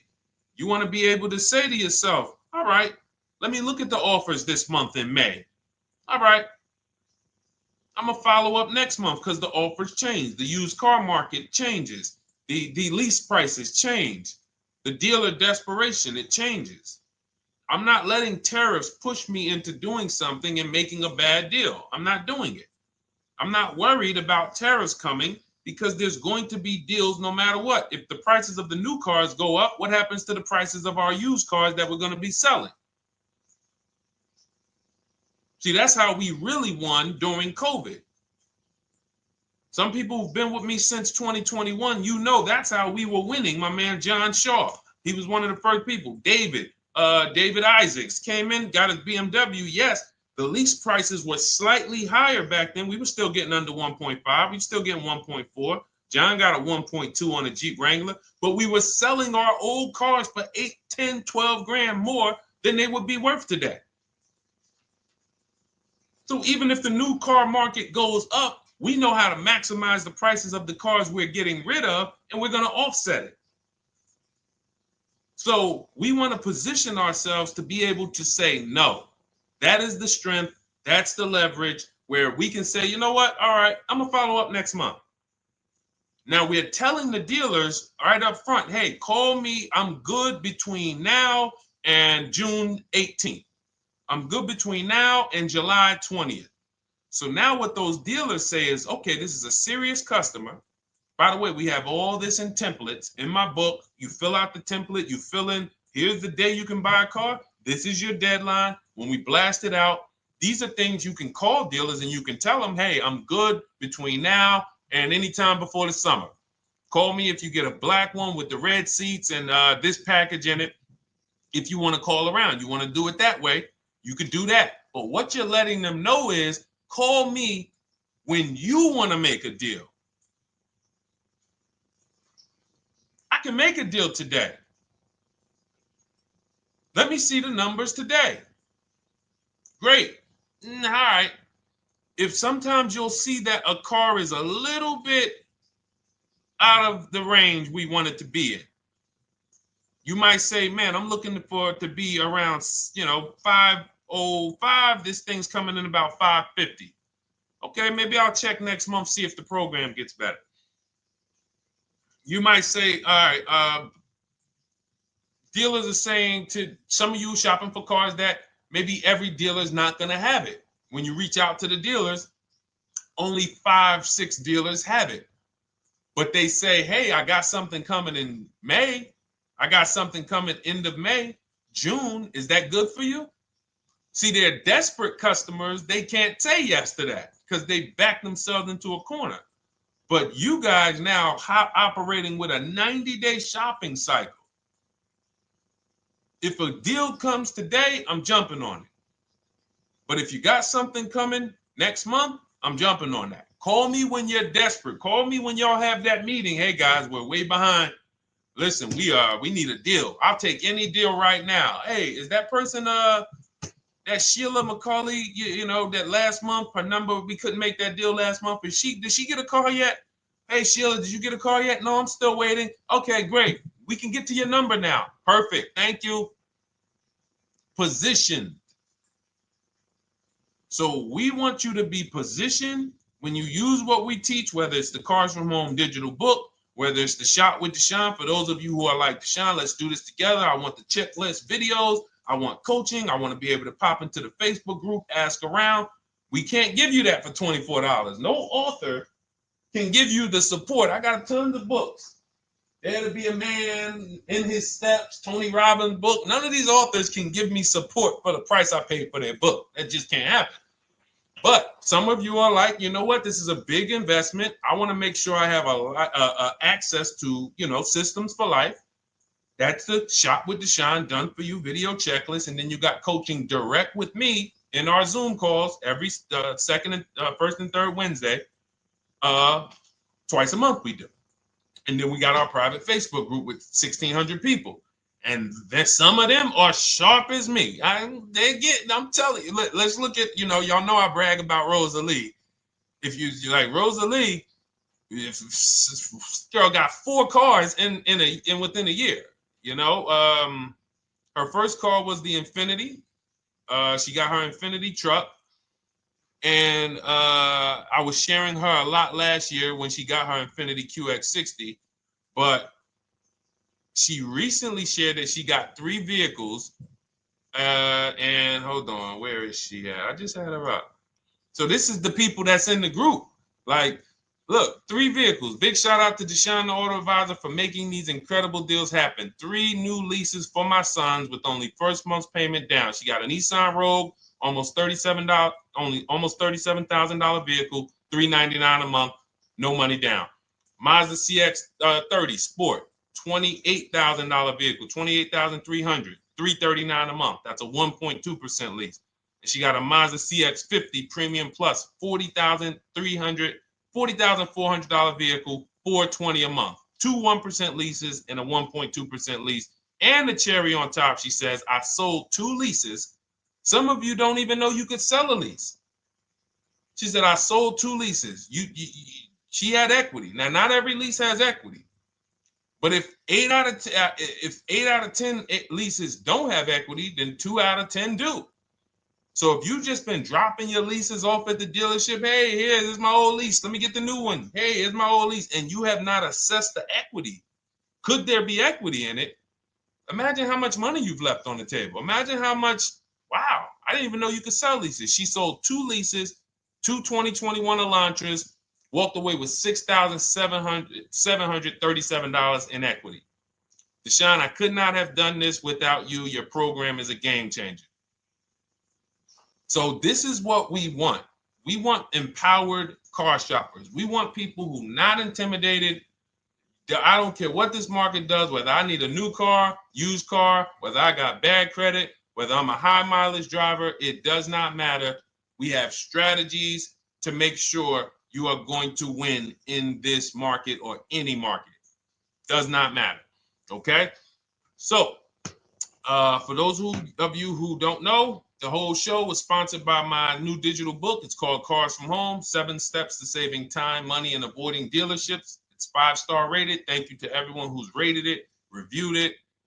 It has everything we teach in a step-by-step format. It's normally $97, but as part of our welcome offer, you can get yours for $24 in my TikTok bio, in my Instagram bio. Click that website. It's the carsfromhometoolkit.com.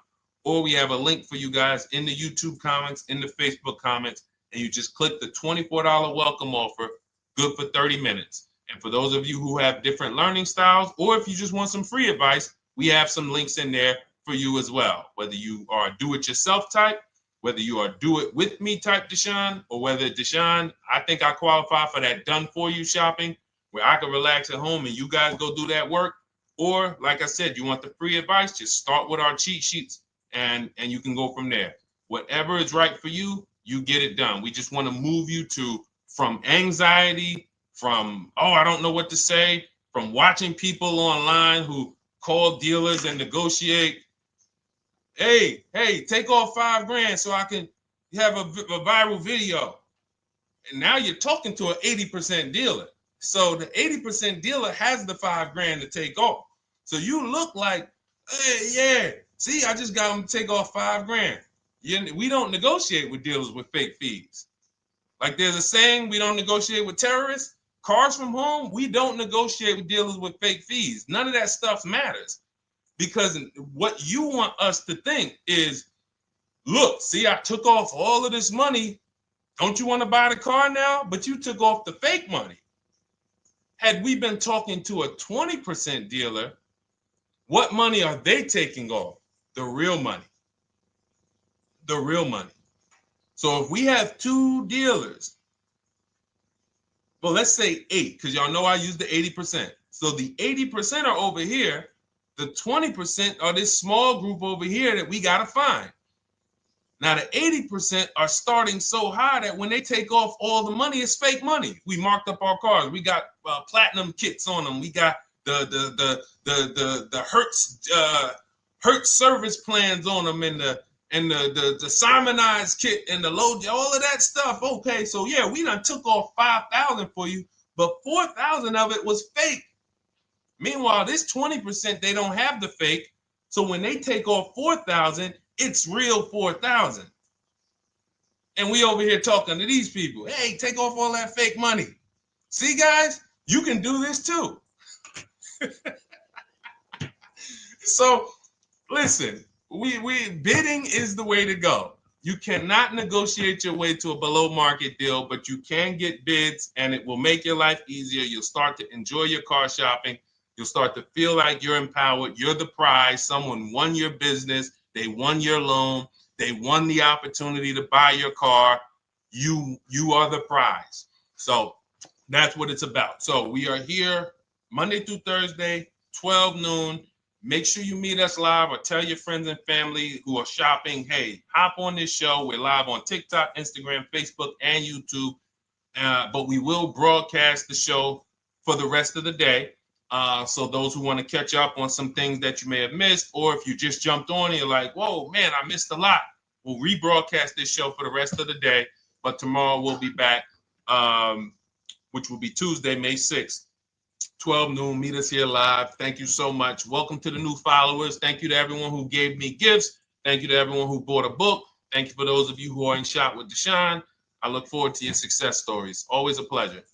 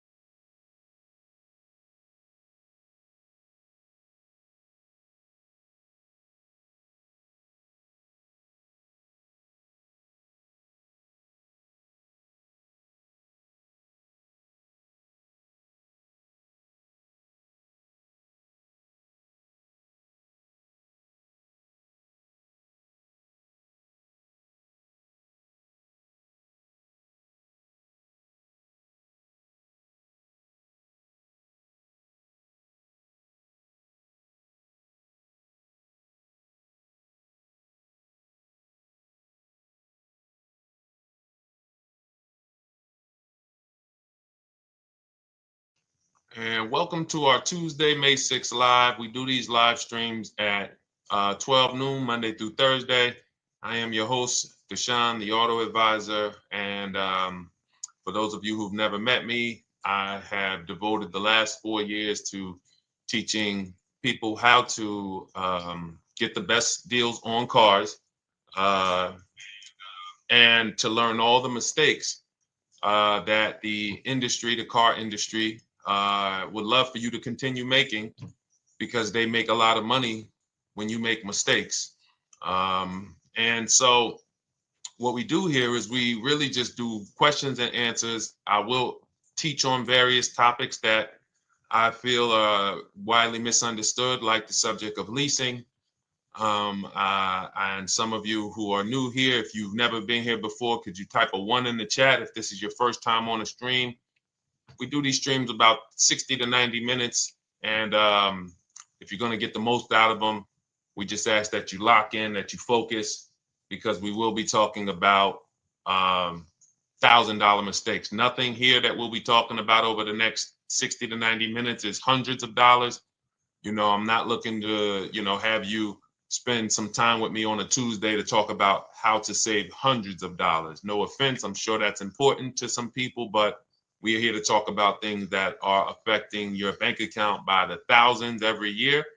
And so if you got some time, I would love for you to hit the like button, like wherever you are, and let's just tap in. You can start to type your questions. This whole stream is sponsored by my new digital book. It's called Cars from Home, 7 Steps to Saving Time, Money, and Avoiding Dealerships. It's a digital book.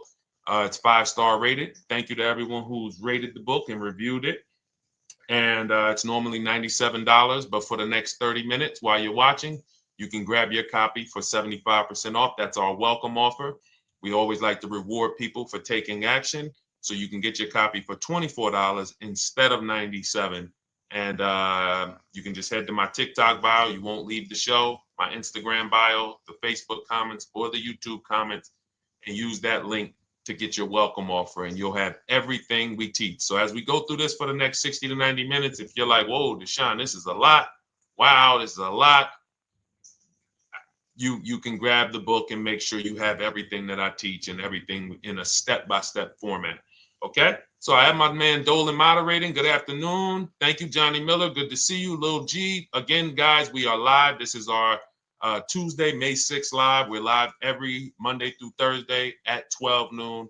But we do rebroadcast these throughout the day. For those who cannot make them, you can watch the rebroadcast, or if you got to go back to work, we'll be rebroadcasting it for the rest of the day until our show tomorrow. All right, so let's start with the questions. You can feel free to get into it. Okay, do you have to get the extended warranty? This is a great question. This is car specific. A Honda, Acura, Toyota, in most cases, have always had low cost of maintenance and their parts are inexpensive. When you're buying an extended warranty or you're considering it, it is a risk product. It's an insurance plan. So that means you can pay for something and not use it, just like car insurance. You don't necessarily use your insurance until you have an accident. Same thing with an extended warranty. It's an insurance policy. So what you're trying to do with any insurance is see what is the likelihood that what I'm paying for this is going to exceed the price if I did need to use it. So in the case of a vehicle, when you're trying to determine what should I get an extended warranty, there's 2 things that are important. Does this vehicle that I'm purchasing have a high likelihood of things going wrong? We know, and some of you have had cars with histories, and we know there are certain cars, they tend to have things go wrong more than others. And what I like to do is go right to Google and type in repair cost, because this is the second item that we are looking at. We're looking at average repair cost. So if you're buying a 2010, a 2015 Nissan Altima, 2018, Hyundai Sonata, you go right to Google, you type in 2018 Hyundai Sonata average repair cost. Now, if you see that those typically go on the lower side, then that can take a lower set of risk where you might say, all right, likelihood of these things going wrong on this car is slim. But if you see that the repair cost is on the mid to higher side, that's shifting more risk to if something goes wrong, the cost for you to pay for it out of pocket will probably exceed the warranty. So when I work for Mercedes-Benz, who's new here? Type a 1 in the chat if this is your first time on a stream with us. First time you've ever been here, type a 1 in the chat. First time. What's up, William? What's up, DJ Ant Nice? Good to see you. Maggie, good to see you. Enrique, good to see you. Miko, good to see you. Tetra Washington, good to see you. Jan, good to see you. Claire Clairvoyant, good name. First time, if this is your first time, just type ones in the chat so I know. I don't want to assume anyone knows who the heck I am and what my experience is. Daniel Thompson on Facebook, great to see you.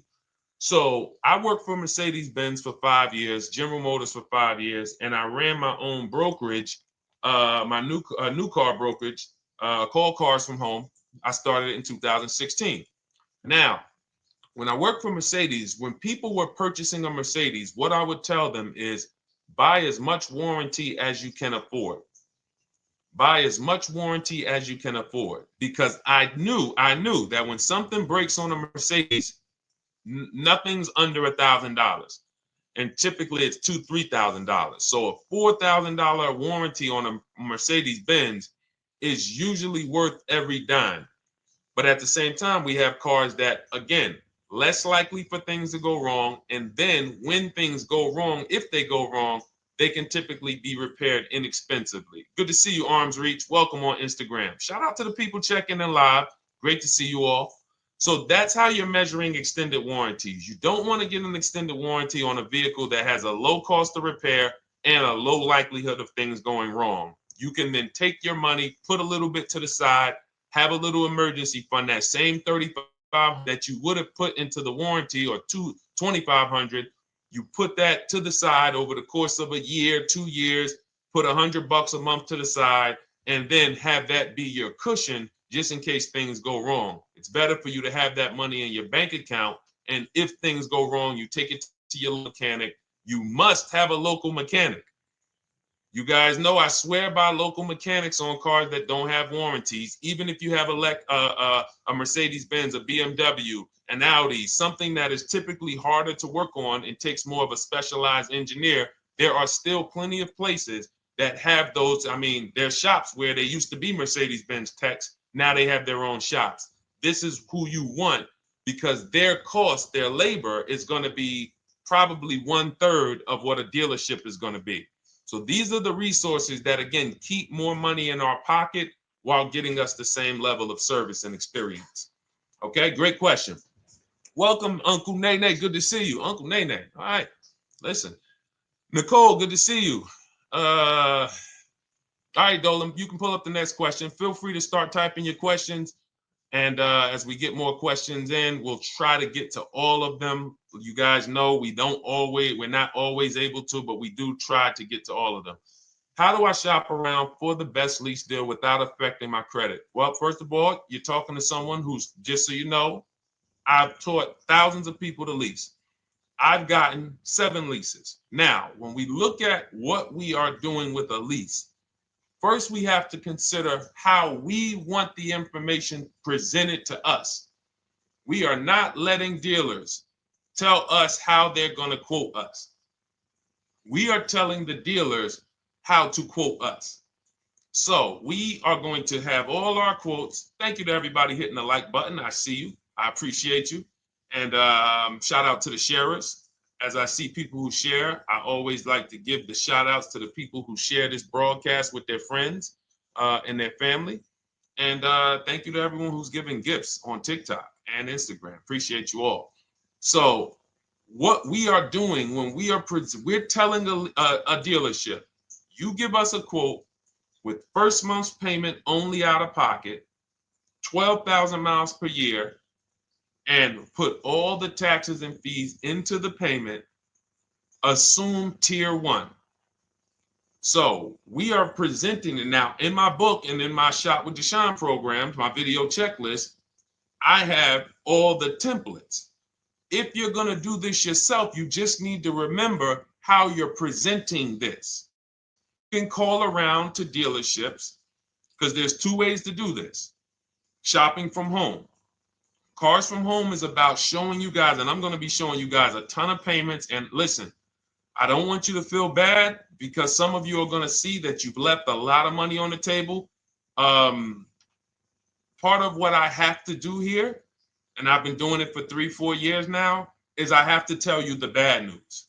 For 3 years, I did a masterclass called Everything You're Doing Wrong Buying, Selling, and Leasing Cars. We put probably over 15,000 people through that masterclass. But those were people who were willing to hear the bad news They knew, Deshone, I got to hear the bad news to get to the good news. So as I show the difference in the prices that we get and the people who listen to me get, more than, forget about me, the people who are like you, the people who are on a live, saw a video, and then took action and learned and use our processes, the results they get compared to what you're getting. You're going to see, wow, they're saving $3, $5, $7, $10,000 more than me every single car. And so the Cars from Home system is about bidding. It's about turning your car purchase into a bid. You're no longer begging. You're no longer going into a dealership and begging one dealer to sell you a car, and then you go to another dealer and beg them, sell me this car, please take my money, please take my money. Meanwhile, you're not seeing the entire market and the people who would compete to get your business and gladly give you the service that you deserve by giving them a $30 to $50 to $100,000 transaction, which is what your car purchase is. So now so the big thing to understand right off the top is, now I need to learn this bidding. I need to learn to get multiple offers. So you can do this by phone. You want to do this by phone, you can call around, but you must give them that information in order for you to compare the deals the right way. Lynette, good to see you. Christina, good to see you. Melvin, good to see you checking in. Rudolph, I see you. Once you actually give them that information, 12,000 miles per year, first month's payment only, due at signing, taxes and fees in the payment, assume tier one. I want the tier one offer. Even if you think I not qualify. Now, if you got a credit score above 670, all your FICO scores, most of you will qualify for most tier one leases. So you want to see, what does this look like as I get my offers? Once you get your offers in this format, you can use the 1% rule as the gauge. The 1% rule is been around for more than 20 years. Everyone who leases and who's savvy, we understood if your lease payment is 1% of the MSRP or less, you stole the car. That includes taxes, that includes fees. You're still in the car. So example, we're looking at a $30,000 car, Hyundai Sonata or a Hyundai Elantra, $30,000 car. When we shop all our offers, if that lease payment is $300 per month, with only $300 due at signing. In other words, I show up, here's $300. Good to see you, GDTV. Thank you for checking in on YouTube. Once I give you that $300, that's my payment for the next 35 months. So that's a very, very low percentage of the car you're paying. It's a 1% rule. Now, in order to get a 1% lease, you need a great lease program, which means the bank has to be supporting the car, rebates, incentives, and then you need the biggest discount, the dealer who's going to give you the biggest discount. Now, one of those we can control. One of them we can't. Which one can't we control? And for those of you who are new here, we don't play around here. But my people who are moving, and again, I'll show you, like a lot of people, we got a lot of people who've been following us, using our processes. They're locked in. They're not casually on a live here. We're not casually here talking. They are locked in. Like, boom, okay, I hear you. They're answering, they're typing, they're not, vacuuming in the kitchen and trying to hear. You can't do. We're talking about your second most expensive purchase of your life. It's going to be, you got to lock in. You got to challenge yourself to block out the distractions while we're on this stream, because this is your money. And if you don't take your money seriously, the car salesman will take your money seriously. Oh, I like that. Praise the Lord. God is good. You don't take your money seriously, the car salesman will take your money seriously. Man. So, all right, now somebody remind me the question I asked. I got so happy about that little catchphrase that I forgot who we were. So I know we were discussing, okay, we're talking about the 1% rule. So now, one of the things we can't control is the bank. We don't know what the lease payment, what the lease program is on a car. So when we shop cars, we are going to now look at multiple offers, and here's what you're going to see. Now, I'm going to show you an example of how we know or how we expose where the dealers are concerning pricing. Now, you can't see this on TikTok, but on YouTube, Instagram, Facebook, you guys can see this. I'm going to tell you guys about it. YouTube just doesn't let us do the same type of stream. But this is a particular Infiniti that we shop for. We have offers ranging, this is a $61,000 vehicle. We have offers ranging from $680 per month, which is a 1.1% lease. So a $61,000 car, $680 per month, that's 1.1%. We divide the monthly payment into the MSRP. Now, we can see here that there are some offers already from dealers that are almost $900, $889 per month. $889 per month, $873 per month. So now when we look and we say, whoa, how can we have two, like we have all these dealers have the exact same car, yet one of them is $200 per month higher than another dealer. Exactly. We call them the 80%. The 80%, even after back and forth, even after, hey, we'll take off some money. All right, we'll drop the payment $50 a month. Their offer is still so high. It's a horrible deal. Now, why would they offer this?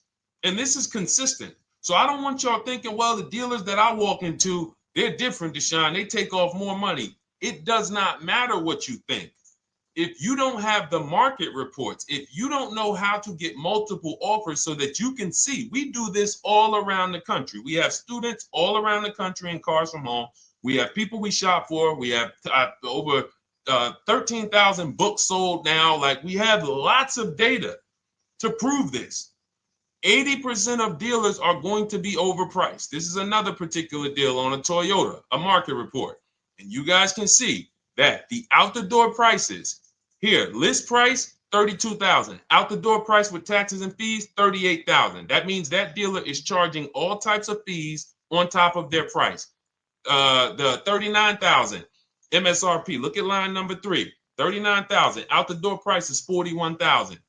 We can see $39,000 out the door includes taxes, includes all the fees. So we can see that these out the door prices in the left, in the right column, are way higher than the MSRP, $35,798.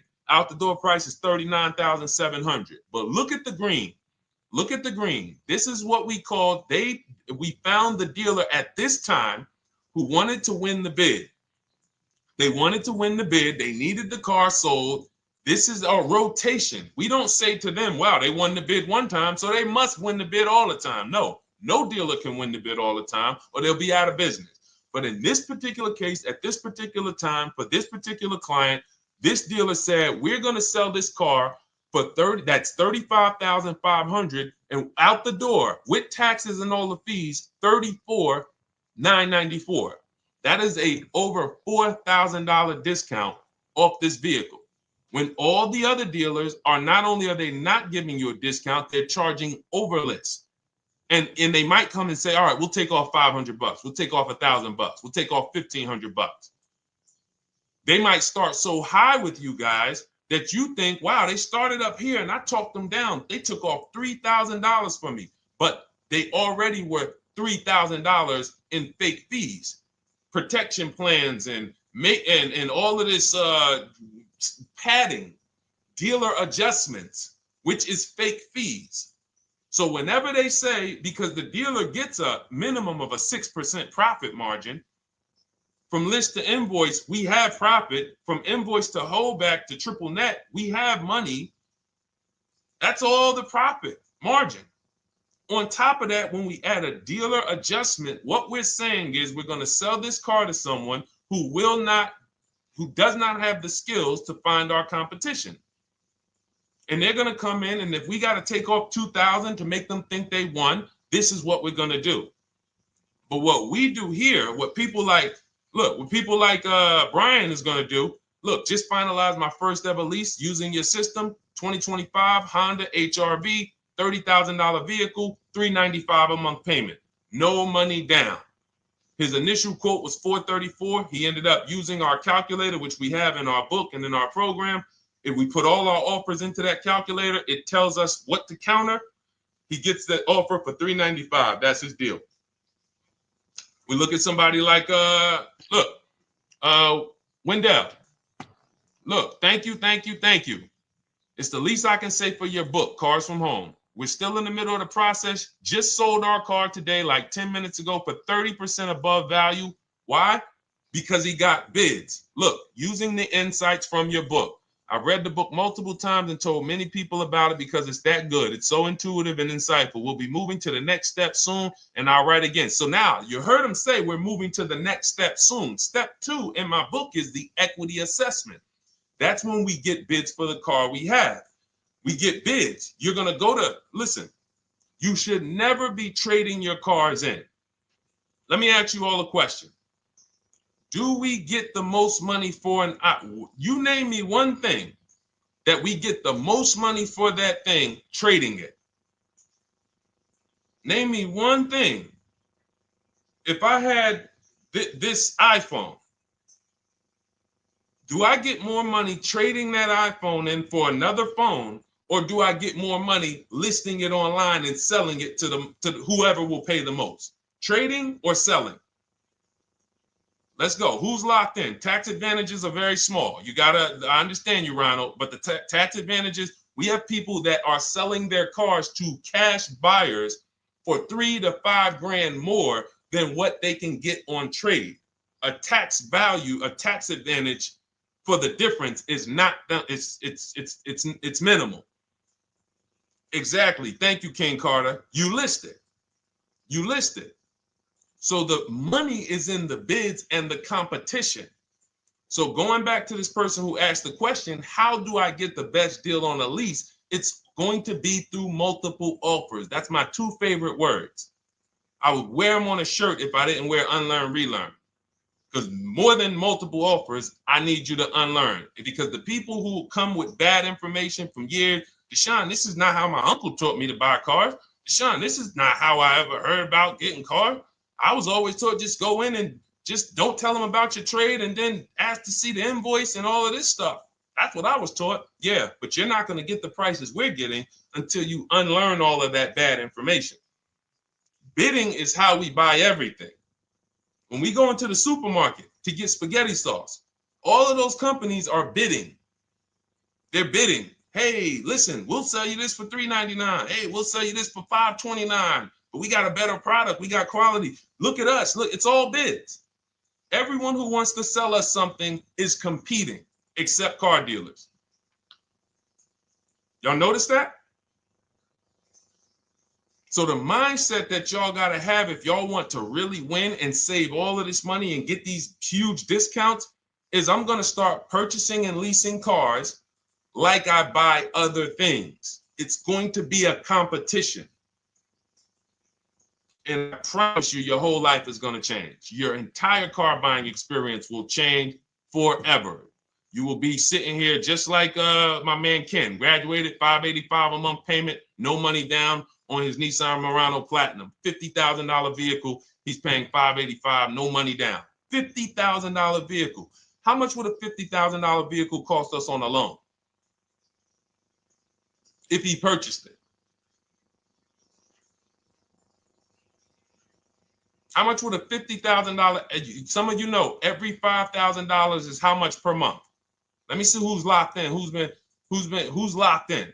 Every $5,000 is how much per month on a loan.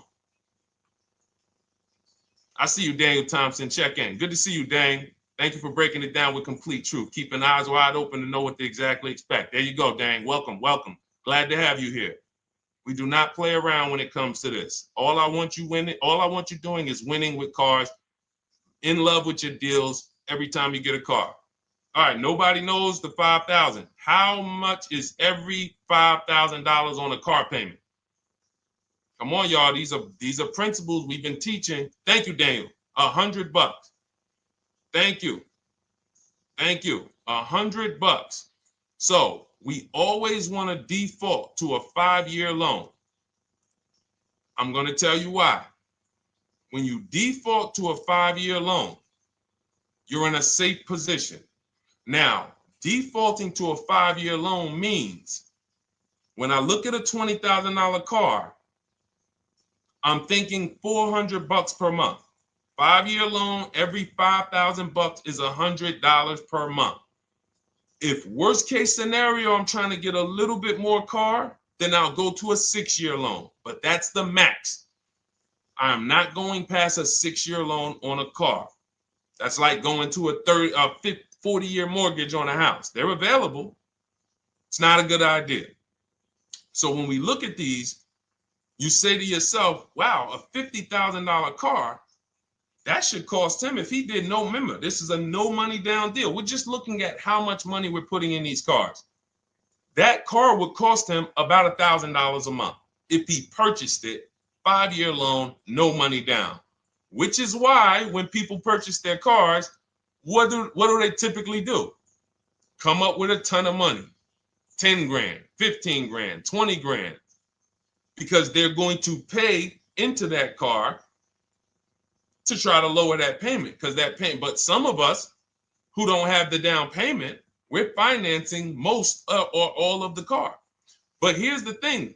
I don't want you to feel bad if you're one of those people who's like, Deshone, I really don't be having those down payments of 10 grand, 15 grand, but I want to drive something quality.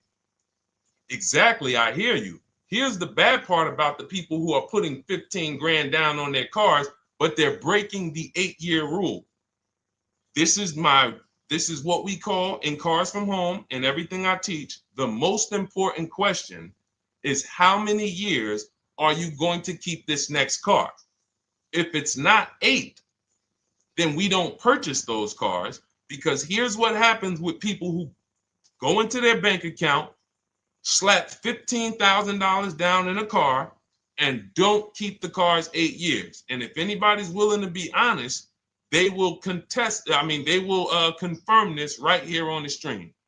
When they go to replace that car in 3 years or 4 years, they literally have a little bit of equity. Maybe they're just breaking even. They're not getting that 15 grand back. It's gone. It's gone. Anyone who puts 10 grand down on a car and then comes back in 3 years, 4 years, all right, I had the car 4 years, 5, listen, I'm going to switch this thing up. They still have a payment. They are barely breaking even. Meanwhile, their payment was 400 or 500, almost double what it would have been if they leased a car, got a below market lease, and they drove a car, no warranty after 3 years. They're driving an inferior product. So if it sounds like I'm here to destroy people from purchasing who are not keeping their cars long term, that is the goal. Because as long as you are buying cars that you're not keeping 8 years and you buy them, you turn around and you replace them, you are going to continue to spend way more money than people getting below market leases like Ken and like a lot of other people I'm going to show you on the stream. Lots of other people. Look, dealer American Senior Benefits Plan. He's enrolled with us under his company name. Dealer MSRP on this car was $36,300. 2025 Kia Sport X line. MSR, boom, boom, 561. Monthly payment is $400. Use the system back and forth. Got $400 a month on a 2025 $36,000 car. Once we put our taxes and fees in that would be a $700+ payment. $700 payment. He's paying $400. And y'all wonder why people are losing cars. $300 more per month to drive the same car? It's ridiculous. Imagine somebody like you, when you learn, now you're pulling up. I'm going to tell y'all one more story, and then we'll go into some more questions, because you might not remember what I'm saying. So those of you who have the book, you got this for the rest of your life. But you will remember, hopefully, a story. I'll tell you about my neighbor. So my neighbor finds out that I'm into this car business and that I educate. And he said, hey, Deshone, I was watching some of your videos and I come across this 8-year rule that you teach. And his wife had actually had a Kia Telluride. Popular vehicles, probably been one of the most popular SUVs, that the Palisade, since 2007, 2019. Super popular vehicles. People were charging $5,000 over sticker for them during the pandemic. People were paying it. We were getting them at discounts. Now, his wife totals the truck. She has an accident, totals the truck. She's fine. Truck is totaled. He was financing it. He said, Deshone, I see this 8-year rule thing, man, and I don't keep my cars 8 years. I said, okay. He said, so I'm thinking I should, like, you're saying I should be shopping for a lease on my next one.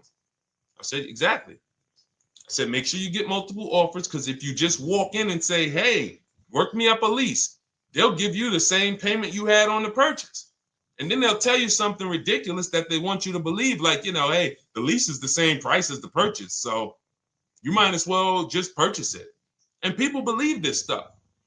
Now, I said, you get multiple offers, stay at home. He calls me, he says, Deshone, I got the new version of the Telluride, new. I'm paying $479 a month. He's $497, and then he said, I think he put down like $1,000, bring it down to $479. $497. He was just paying $800. Do you think anyone can tell him anything about leasing? He's pulling up in the same exact truck. In fact, the newer version. He knows he wasn't going to keep the car long term anyway. He's not going to pay it off and then keep the car and have a paid off Kia Telluride for 10 years. That's not what he does. He keeps them 3 years, 5 years, 7 years, and then he replaces them. So why is he paying $800 a month for years, no warranty, when he could be driving brand new ones for $497 a month, problem free? But as I said, some people are determined to pay more. But the people who, once you get this leasing thing, if you're not keeping your cars, it will change your life. Now, again, I got a car I'm purchasing, we're keeping it. Anything you are buying, keeping 8 years, forget about leasing. It shouldn't be a thing. Who keeps their cars more than 8 years? Let us know. You're an 8+ year person, let us know. In fact, I don't even want to ask, who has a car right now that they've had more than 8 years? And then we'll answer. I want to get Kathy's question too. And then let's get some purchase questions. Let's get some used car questions. Let's get some bank financing questions. We do it all here. But one of the most misunderstood subjects is this leasing thing, and it is costing you guys thousands of dollars every year. And you're driving old cars with no warranties, paying high payments on them because somebody told you you should be purchasing cars. I'm here to tell you they owe you money. They owe you money. All right?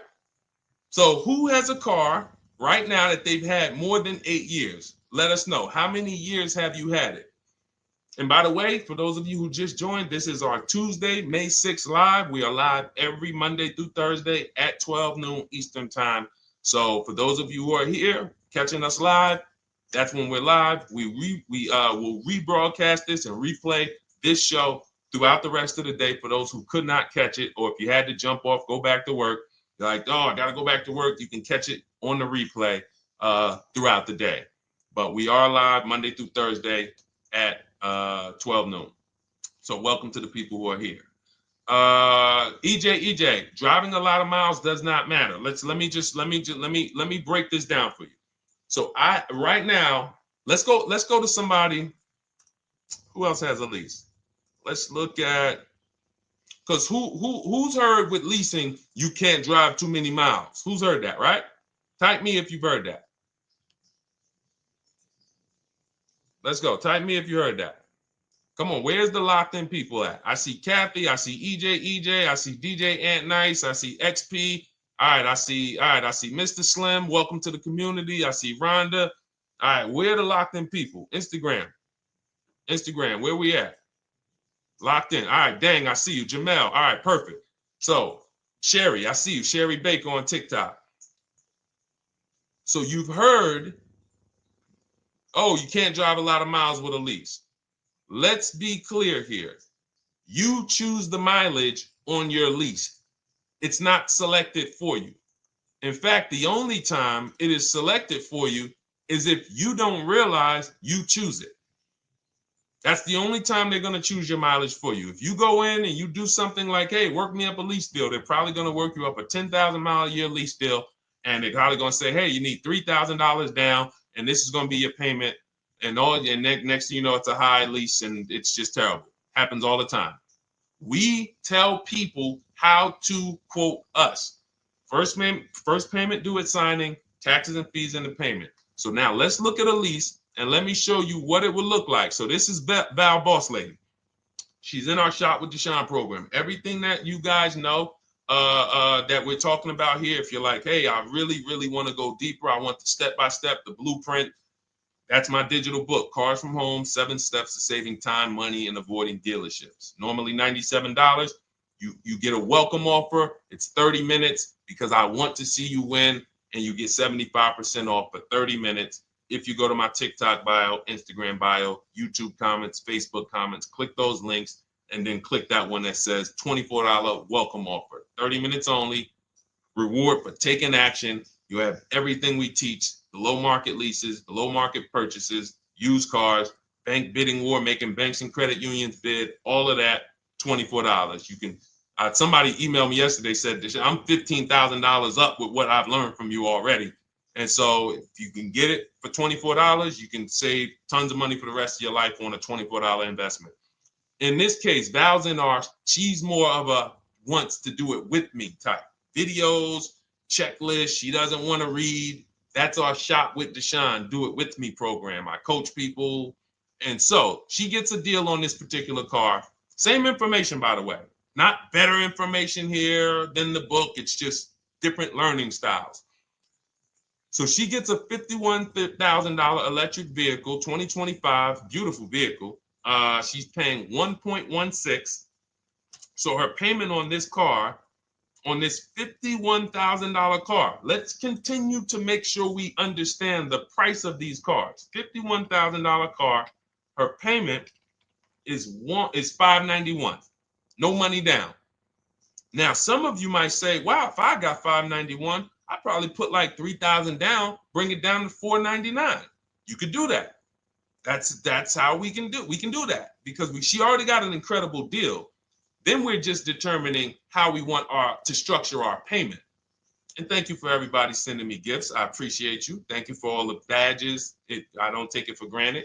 And thank you for everyone who's hit the like button. Those of you who are double tapping the screen. Every time you hit something on TikTok, you like it, you double tap the screen, you keep running those likes up. We appreciate you. It does matter. It helps spread the word.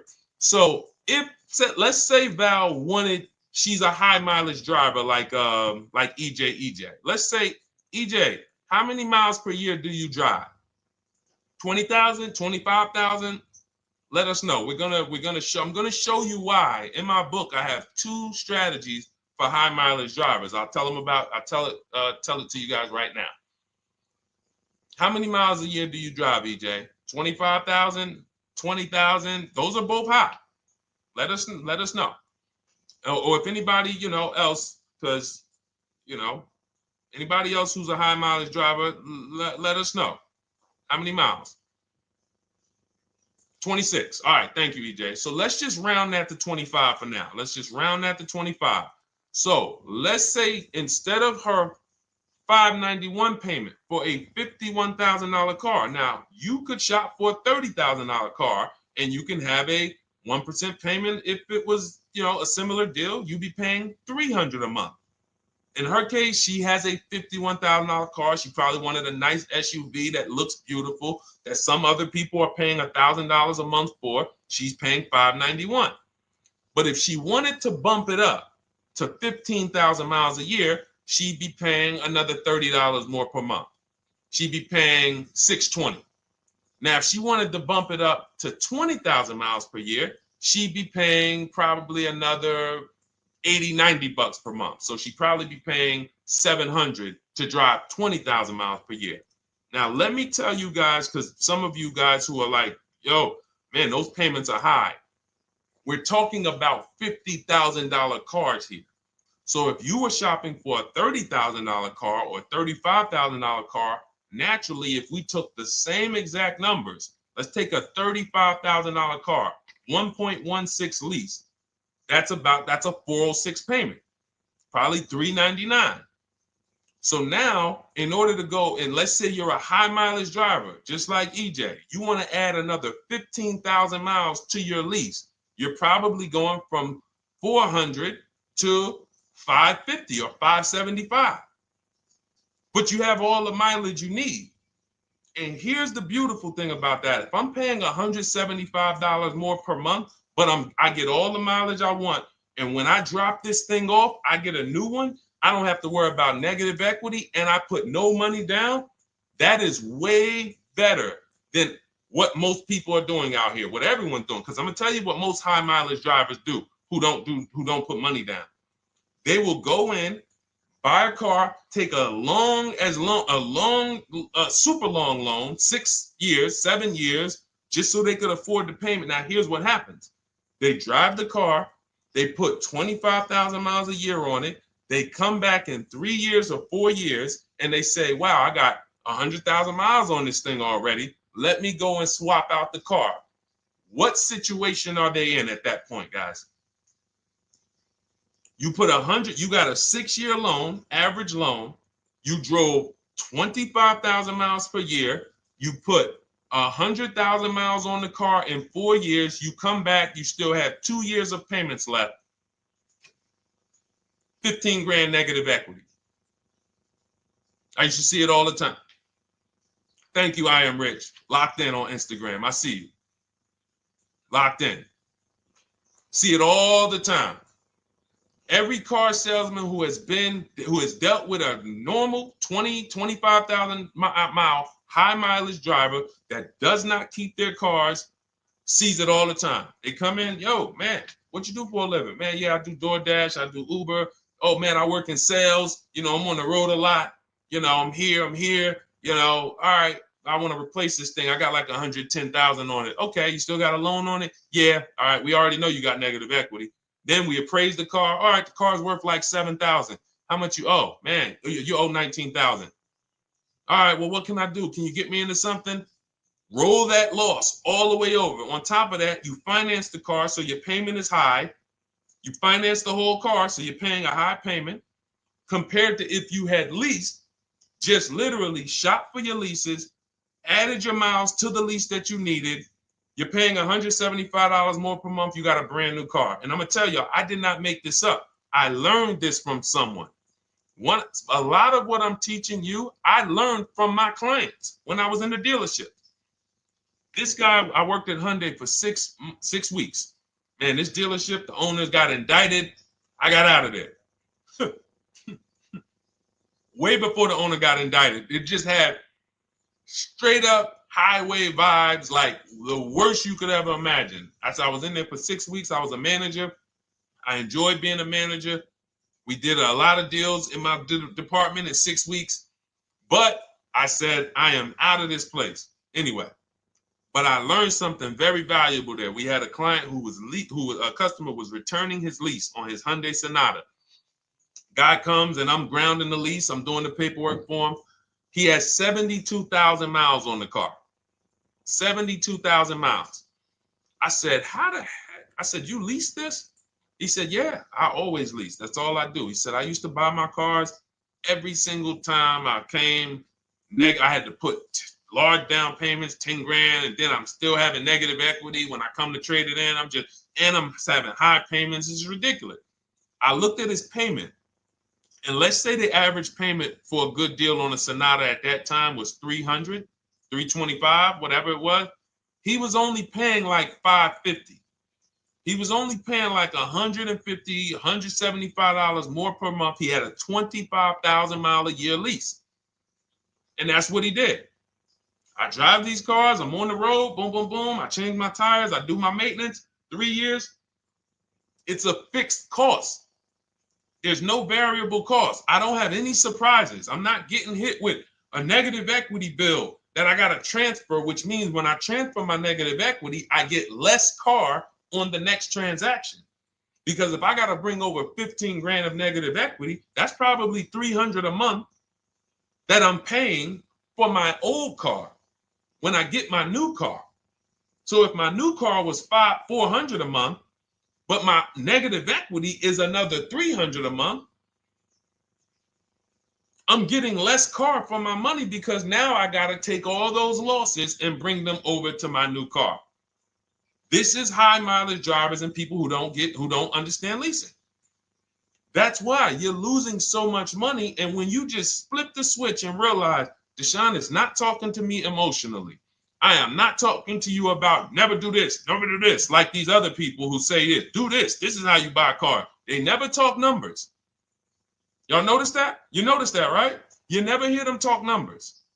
It's always never do this, always do this. This is the worst way to do this. This is the most expensive way to do this. This costs you the most money. They never talk numbers, though. That's why everything I do is to show you the numbers. Thousands of transactions since 2006 in the car business, helping people the last 4 years all around the country. This is the numbers that they might not understand. So if you're not keeping your car 8 years, it does not matter if you drive 20,000 miles a year, 25,000. You should be looking at a high mileage lease.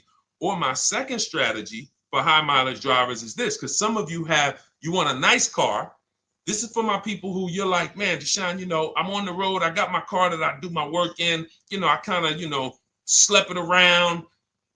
I don't really want to lease something and then put, that wear on it. I got stuff. I'm throwing bags in the back, whatever it may be. There's a strategy we created called 2 cars, 1 payment. And what will happen is your first car will be a purchase. And if you have an existing car, you're going to keep that. So let's say you have a car now, you're driving a lot of miles, you're doing your 25,000 miles a year. You pay that car off. You keep that car, and then you go and you lease you something nice, regular mileage. So you might get a 12,000 mile a year lease, and then you drive 12,000 in your mileage car, 12,000 on your nice car. Because some people are like, I want a car that I could, when I need to go somewhere nice, this is what I want to drive. When I'm with my family, this is what I want to drive. But when I go to work 5 days a week, I'm going to drive my mileage car, 3 or 4 of those days, and then I'll take the lease maybe 1 of those days, and I'm splitting the mileage. You still have 1 payment. It's low. And then every couple years, you replace the mileage car or you replace the lease car, and depending on when the lease is up. But you want to keep that, and that mileage car should be something that will last. Ideally, something that you can get 200, 300,000 miles a year out of that car. Because that's what that car is there for. Man, I'm hopping in this thing, man. Oh, transmission went out at 170,000 miles. Go get you a rebuilt transmission. Boom, boom, drop it in there for $2 grand. Get another 80,000 miles out of that car, but you still got your lease car, and you're just splitting the mileage. Both of those are short-term strategies for high mileage drivers. That is not for long-term people. If you're a long-term person, I keep my cars 8+ years. Forget about leasing. You should just be finding the best deal, below market purchase, keep the car, something you can keep for 8+ years. You can put 30,000 miles a year on a car 8 years in a row. If you get the right car, and in 8 years, you got 240,000 miles, and then you replace it. Forget about leasing. This is only for you guys not keeping your cars 8 years. You're getting killed on depreciation. You're paying tons of money. This is you are the people who should be leasing. Okay? So everything we're talking about this is the Cars from Home system. We teach this. I'm not freestyling this. This is in my book, digital book, Cars from Home, 7 Steps to Saving Time, Money, and Avoiding Dealerships. We have two strategies for high mileage short-term drivers, 1 strategy for high mileage long-term drivers. And so if you want your copy, you can get it for 75% off. That's our welcome offer to you. As a 30 minutes. Welcome. Thanks for being here. I want to reward you. If you want everything we teach in a step-by-step way, go grab your digital copy. It's in my TikTok bio. It's in my Instagram bio. Click those links. We also got a link in the YouTube comments and the Facebook comments. Grab your copy and make sure as soon as you purchase, screenshot the thank you page. You're going to see thank you for your purchase. screenshot this page because it has my support team's email on there. And then there's a link for you to open the book right there. You can save it right to your computer or right to your phone. Okay. But and we also have a special for those of you who are like Deshone. What about that, video checklist and coaching program? That's lifetime access to my video checklist. You're like, maybe Deshone, I don't really read. I like step-by-step videos. And also, I want to be in your Facebook group. We have 1,600 people before you that are in that group. 2,300 people that are shopping with us that have a lifetime access to our video checklist. We have a $200 special for that welcome offer. And so I'm always about rewarding people for taking action with a special offer. It's limited time though. And so get in where you fit in. All right, let's keep it going. Thank you, Corey. Said amazing knowledge. Thank you. And I'm glad I saw somebody said that's a great idea with the 2 cars. Thank you. It's a great idea. All right. You've convinced me to lease my next vehicle. Awesome. Awesome. Does your service shop for lease terms on the car? Absolutely. If you qualify for done for you, that means you just want to relax. That means we only shop for new cars and leases for people, new purchases and leases.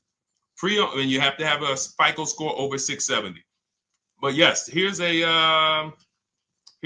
a market report that we prepared for a client. Let me put on Do Not Disturb. Here's a market report we prepared for a client.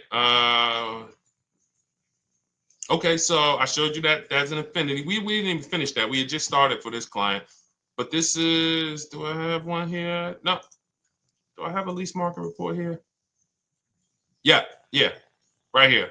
So that's an example of what a Kia, this is a particular Kia lease where their best offer was a 1.27 offer. Now, here's how you know you found the bottom of the market.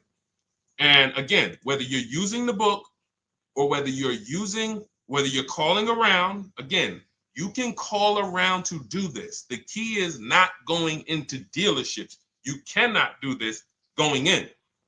Once you get your offers, you know you found the bottom when your best offer is between $150 to $200 less per month than your worst offer. And if you're purchasing, you should see a spread of between $3,000 and $5,000 minimum between your best offer and your worst offer. That's when you know you've shopped correctly. Because until you find the 80% dealers, you have not shopped correctly. If you're like Deshone, these prices still seem close. You have not found, you're talking to the 80%. You haven't found the 20% yet. Because the 20% is going to be that $3,000 to $5,000 less than the 80%. That is just the numbers. That's the way it works. So yes, so when some cars you're going to see that the lease program won't allow for a 1.1% lease. The best offer, like, we've shopped Hyundai Palisades for years. And I got my dad one back in November. And his best offer is like around 1.3, 1.28. That's the best I've ever seen on a Palisade. I've never seen a 1.1 on a Palisade. I've had people in our Charles. Some of you know I posted pictures of him when he got his Palisade last year. We clear out the old pictures because we got a bunch of new people with 2025. So we're not going to sit here and talk about 2024s anymore. We got Ken, we got Melissa, we got Sheree, we got a bunch of new people, just Ralph. We're not going to, but I do remember posting Charles who got his Palisade and he's like, he shopped, used the system, got his multiple offers. Best deal was 1.3. So that's where it comes in at because of the lease program. That dealer is already taken off to win the bid, probably taking off $5-6 grand. But if they don't have more rebates and more incentives and a better, then it's not going to lead to a 1% lease. So the 1% leases come from major incentives. Maybe sometimes they have too many of the vehicles. They want to move them. Lots of bank support. But what I tell you is you should be looking for between 1.25 and 1.5. That's how you should budget for a lease, between 1.25 and 1.5. That's a great deal. And if it has a really aggressive lease program, once you get your bids, you're going to see it fall under the 1.25. You see it fall into 1.1, 1.2. but we don't know what the lease program will be until after we shop for that vehicle. Okay? So yes, absolutely. It's an empowering way to shop. It's also fun because you can see, man, I'm not begging anymore. Like these people are like, please do business with me. Please do business with me.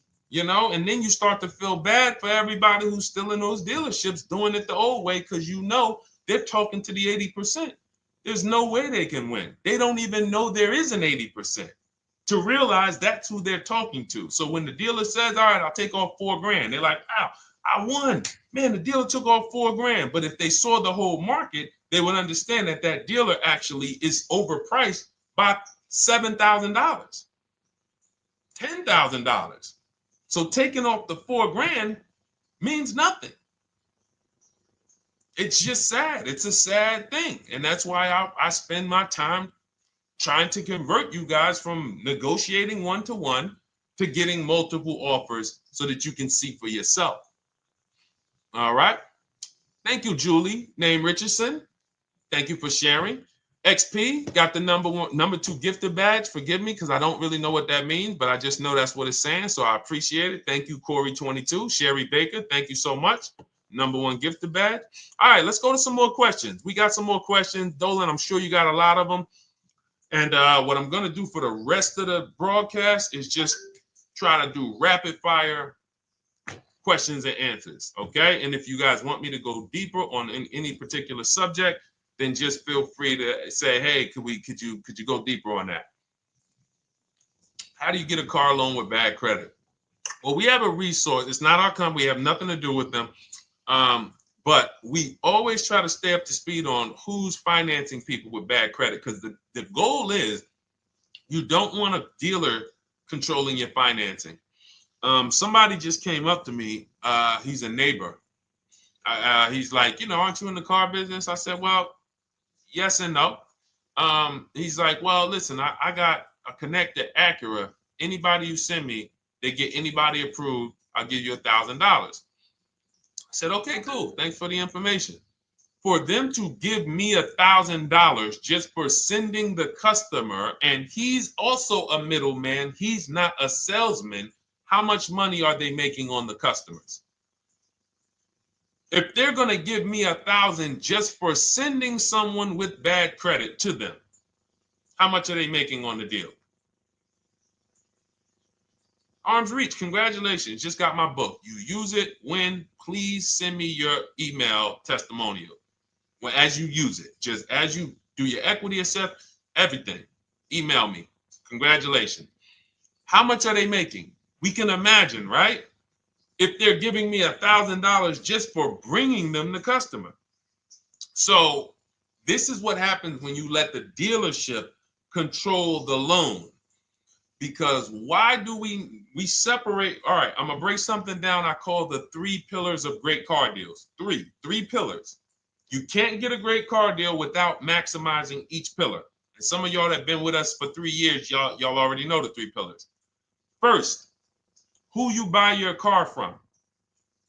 Second, who you get your loan from. Third, who you sell your old car to. That's 3 separate transactions. The car business has trained you guys to give them all 3. All 3. The car business has trained you guys to give them 3 transactions. Anytime you purchase the car, who's done this? Be honest. Purchased the car from a dealership, sold them your old car, in which case you call it a trade, and they got you your loan. Who's done this? 3 transactions in one. Why do we know these are 3 transactions? One, there's competition. People want to buy your car. It's okay, Corey. That's that. Thank you for being honest. That's how we change. The reason why we know that these are 3 transactions because there's people who want to compete in every one of them. There are people who want to buy your car. That's why step 2 in our book, we never trade. We get offers from CarMax, Driveway, Carvana, AutoNation, Car Gurus, Kelly's Blue Book Instant Cash Offer. It's a bid. We just had someone sell their lease. Miss Hickman, she sold her lease, made $4,700 selling her lease. CarMax won the bid. Drove the car for 3 years, had equity. She dropped her lease off. They gave her $4,700. Won the bid. That's one pillar. Second, who I'm going to get my loan from if I'm getting a loan. Those of you who are paying cash or leasing, this is not a pillar. But we need to bid out our loan. We had a great talk yesterday on our show yesterday where I asked, who do you guys get your loans from? Most people said the bank, the credit union, the dealership. One person said the right answer, whoever gives me the best APR. That's the right answer. And then we have who we buy our car from. There's banks and credit unions that want to compete for our loan. There's multiple dealers who want to compete to sell us a car. So we can't get a great deal until we have bid out each pillar. And that's why when we have bad credit, if we let the dealer now control, this dealer has a car. We didn't bid out that car to find out, is it a great price? Now they're also giving me the loan and they're charging me 25%. We didn't bid that out to see, is that the best loan I could get, even with my bad credit? Is that the best loan I can get?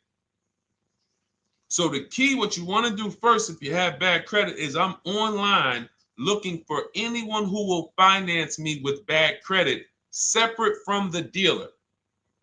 I'm not going to Carvana.com and saying, hey, you can get a car with us you can get a loan with us as long as you buy a car from us. You're mixing the transactions. You're taking away my ability to get bids. I'm finding someone you should check out. There's a resource. Oh my goodness, what's the name of the company? It's in my book, but I want to give it to you.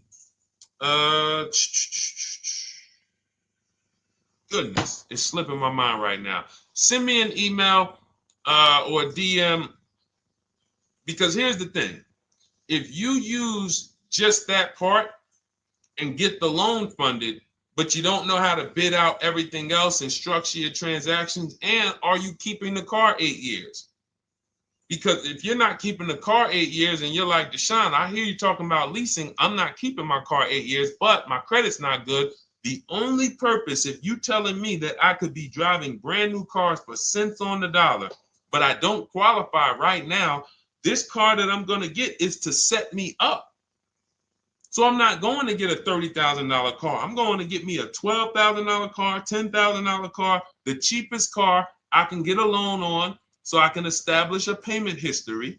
And once I establish a 2-year payment history, yeah, I'm going to drive a car less than what I could drive. I got the money. I could afford more than this. But you're not setting yourself up for the right transaction.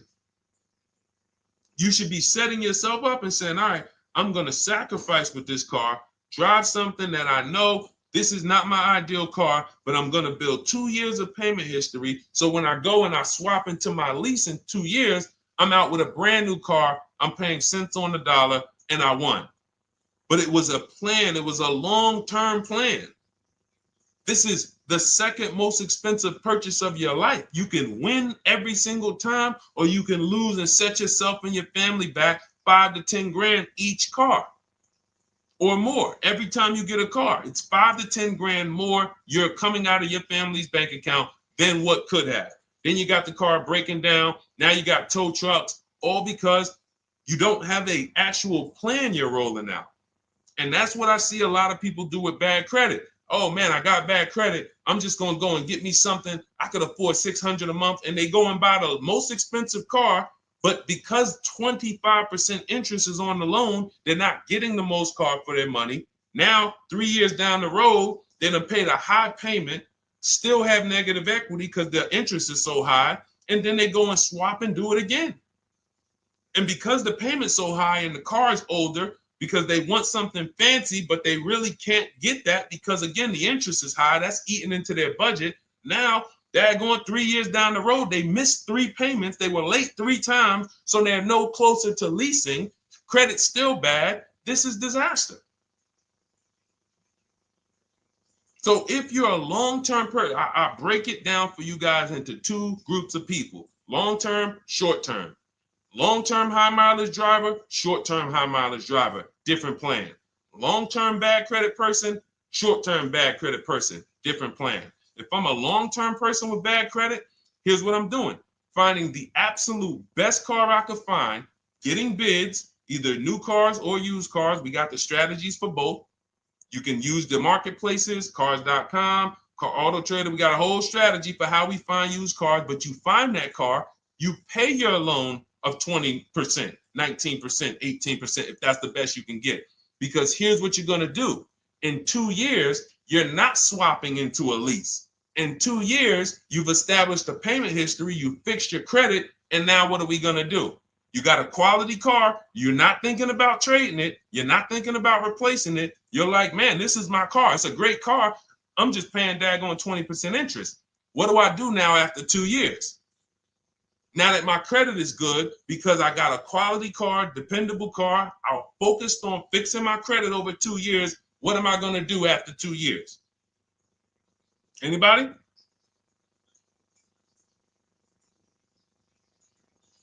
Thank you, Arms Reach. Refinancing the car. Exactly. Exactly.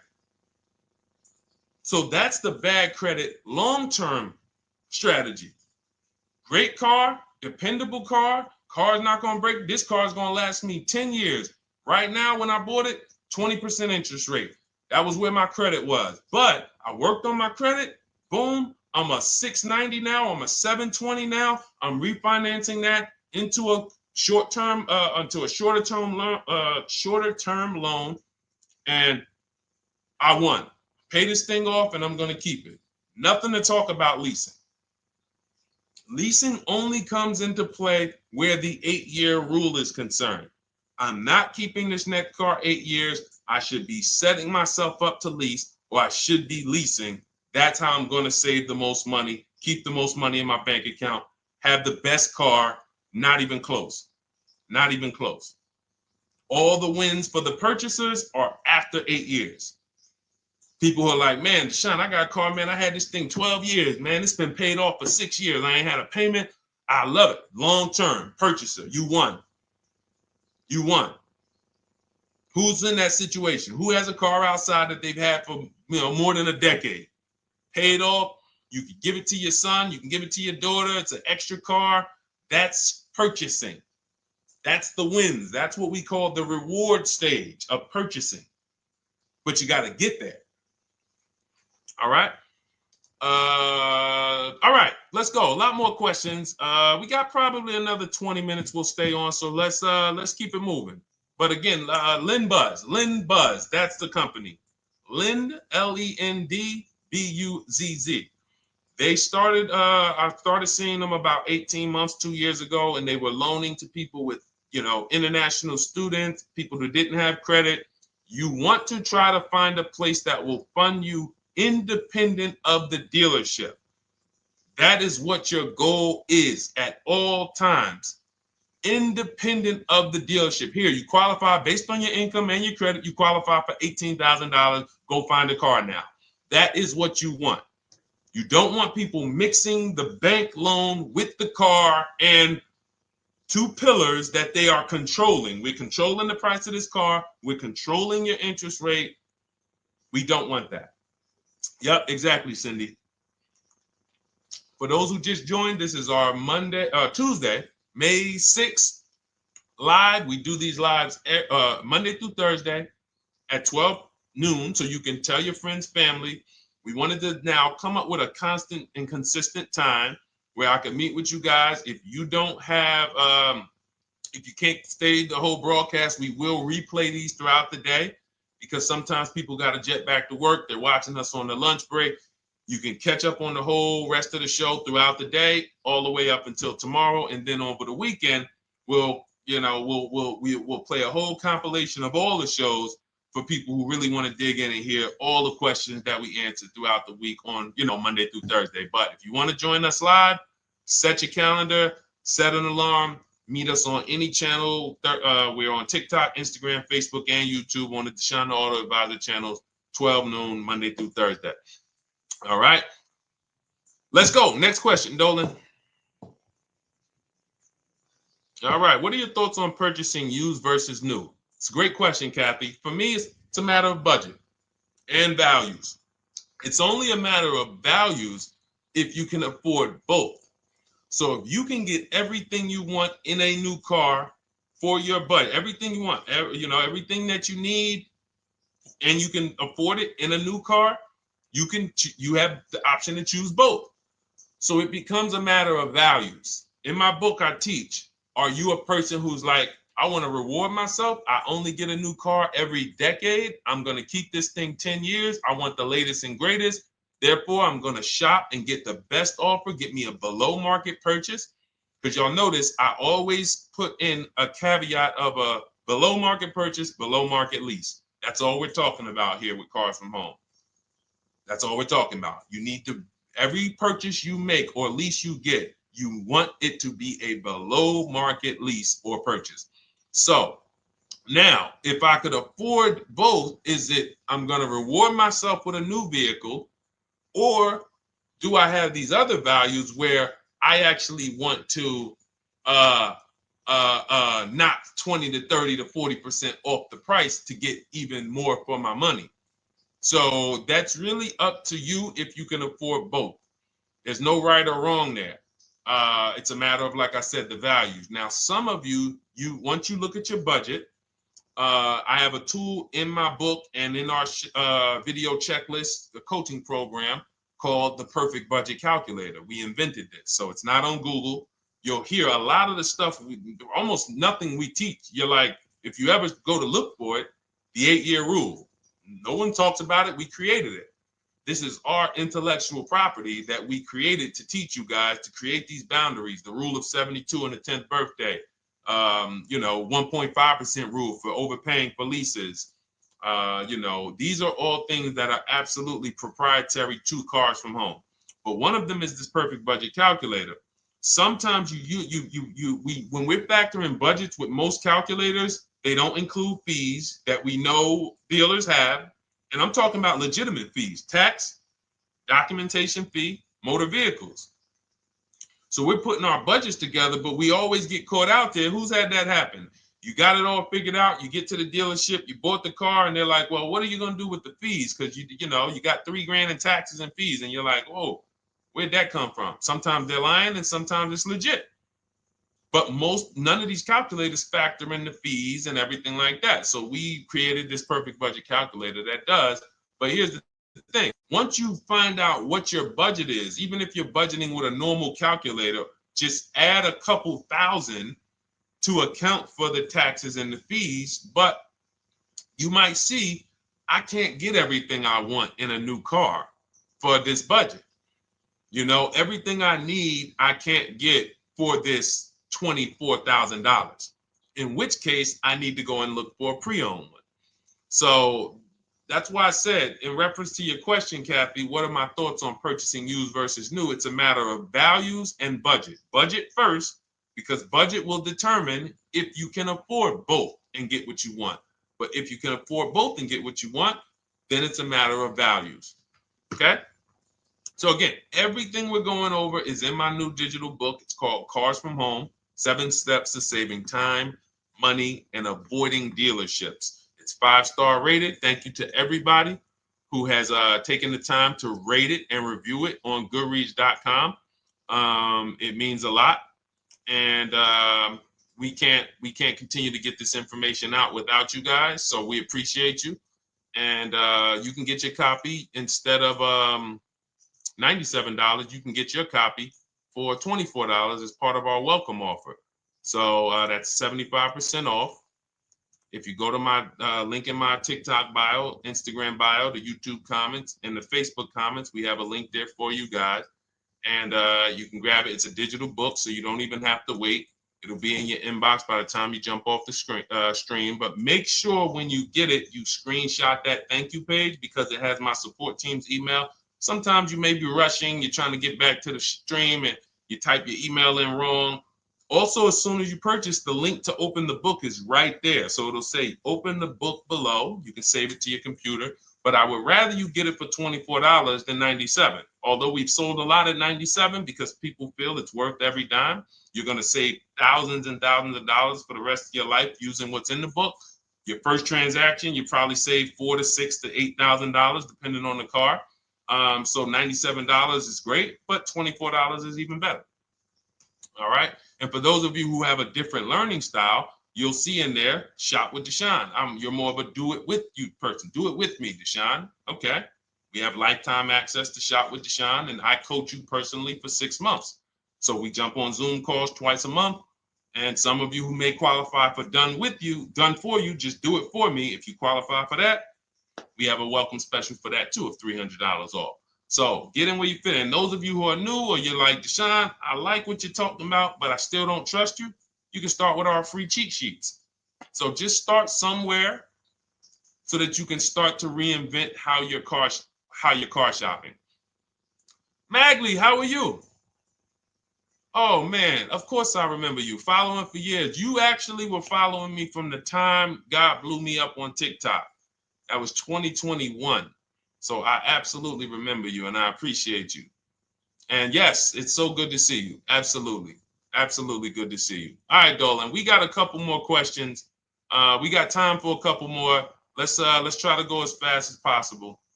The discount for the book is not working. It says time ran out. It's 30 minutes.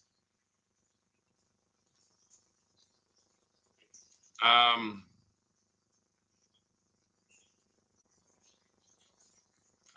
don't know. I don't know. Y'all help me out. I don't know what to do with that. I'm sorry. If the welcome offer for $24 was not really 30 minutes, then that means I'm just lying to you. You know what I mean? I'm just like, oh yeah, it's 30 minutes, but come back in 2 hours and it'll still be, you know what I mean? It's, start with the cheat sheets. You know what I'm saying? Like start with the cheat sheets. Get yourself your free cheat sheets, and start there. And when you feel better about working with us in some capacity, you go to the next step. Start with the free cheat sheets. All right, let's go, Dolan. So I'm a new driver. Should I be looking to be an 8-year person or a lease person? Well, I'll tell you this. I got 3 young adults.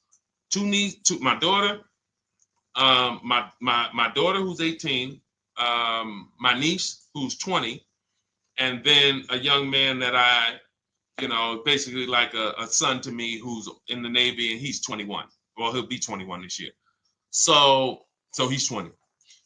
Now, they all called me in the last 3 months because my daughter's getting her license. My daughter didn't call me. She's getting her license in the next, in June. And we've all talked about this. How should I get this car? Now, my situation when I was 22, I'd already bought a $500 Mitsubishi Eclipse. Transmission went out on me probably after 6 months. And then I bought a buy here, pay here car. This is before I got into the car business. I got into the car business, I was 22, working for Pontiac GMC Buick. So I get this buy here, pay here car. It was a quality Chevrolet Cavalier. I didn't know anything about cars, so I went to a local spot. They said, hey, put down this, just pay us $50 a week. So I did that. But 22, I had my daughter, and my boss says to me, hey, why don't you lease something? And I was already selling cars, but I just didn't think, could I even, qualify for a lease? I don't even know what I was selling them, but I'm just literally doing what most salesmen do. All right, he wants to lease. All right, what's the payment? Yeah, tell him it's this. All right, perfect. They said it's that. Oh, that's a little too high. All right, they said it's a little too high. All right, so that's what I was doing. I didn't really understand anything. That's most car salesmen. So I end up getting a Pontiac G6. I'm 22. I paid $256 a month. Now, it would have been less, but I didn't get a tier 1 approval because I didn't have, I think my credit was like mid sixes at that point. And you know, you really want to be over 670 to get most of the tier 1 approvals. But it would only raise my payment maybe 25 bucks. Wasn't a lot. Now I'm 22. I'm driving a brand new 2007. It's still 2006. 2007. I'm pulling up, brand new car, full warranty, $256 a month. At the same time, I have a friend, got a vehicle, Toyota, financed it, went in. She had, you know, we had our, she had a young child, a little older than us, maybe 1 or 2 years older than us. And then she goes and she purchases a car. $500 a month. She didn't get ripped. That's what a $20,000, $22,000 car costs. She got a Corolla. $500 a month. We're 22. Plus insurance. This is enough to break a young person, young family. I'm paying $256. She's paying $500. That right there. When I tell people that story, it's amazing to me how many people will say, Deshone, when I got my first car, my parents took me out. We financed this car. We financed this. I was paying $400, $500, $600 a month. Whether the parents were paying some of it, or they were paying some of it, or they were paying all of it. Thank you, Kathy. Appreciate you sharing. So this is what all of them, all three, well, 2 of them. I don't know about the young man. Because his parents.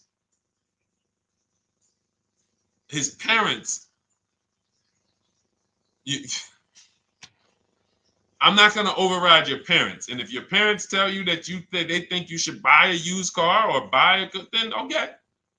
But I'm just telling you, when you see my daughter and you see my niece pull up in brand new cars and they have low payments and they don't have to worry about getting stranded on the road, hey, call the tow truck. Do we still have a warranty on this thing? So I would be telling, again, 8-year rule.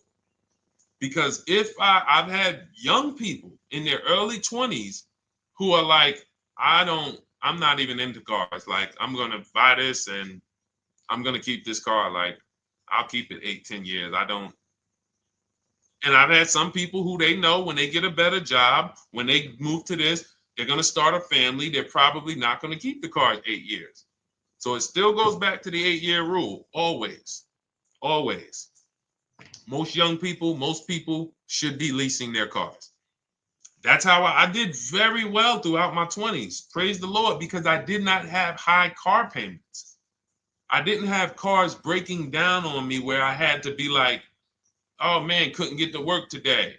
Not many 20-year-olds, 23-year-olds are keeping cars 8 years. So when you're putting them in used cars, you're really setting them up for failure in a lot of cases, compared to if they were just leasing, getting look,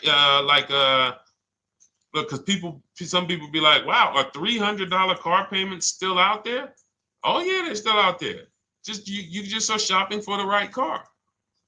I know India had her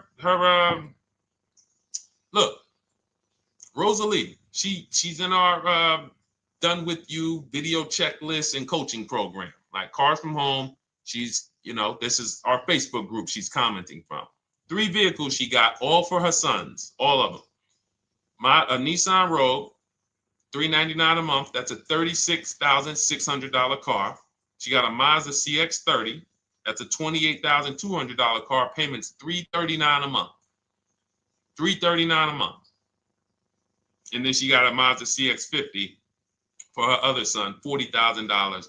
On top, we haven't even talked about the equity and leases and selling leases and, you know, really maximizing the equity, because she said she got $6,700 selling 2 of the old leases. $6,700. Drove the cars for 3 years, had equity, bid it out, sold 2 of them, $6,700. You're probably like, Deshone, I didn't even know you could sell a lease. My question is, how much has that cost you?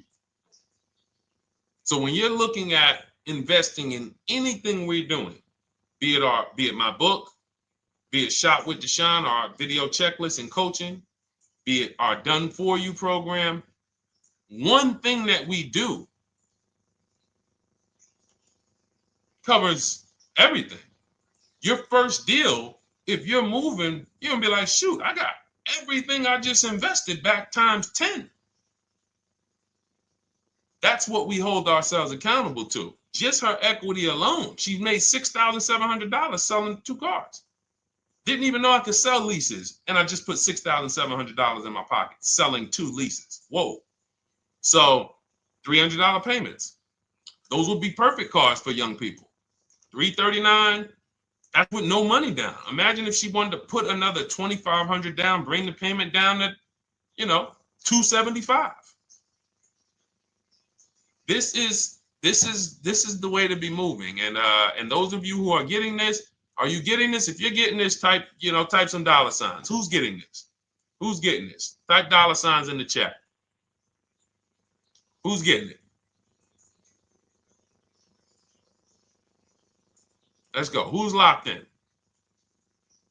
All right. I see you, Mario. I see you, Dane. I see you, Terry Carter. I see you. Who's getting this? Who else is getting it? Who else is locked in?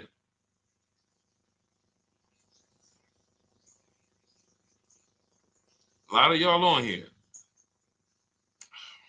Listen. I see you, DJ and Nice.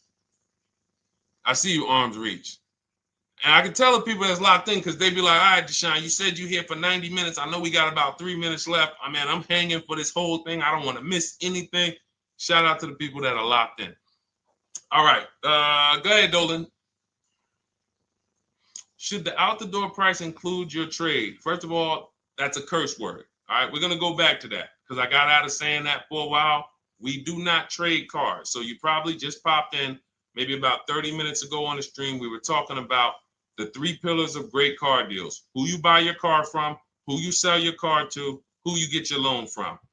You in order to get a great deal, a below market deal, you must get a great deal from each one, which means you bid out each one. I bid out, got multiple offers for who I was going to buy my car from. I got multiple offers for who I was going to get my loan from. I got multiple offers for who I was going to sell my car to.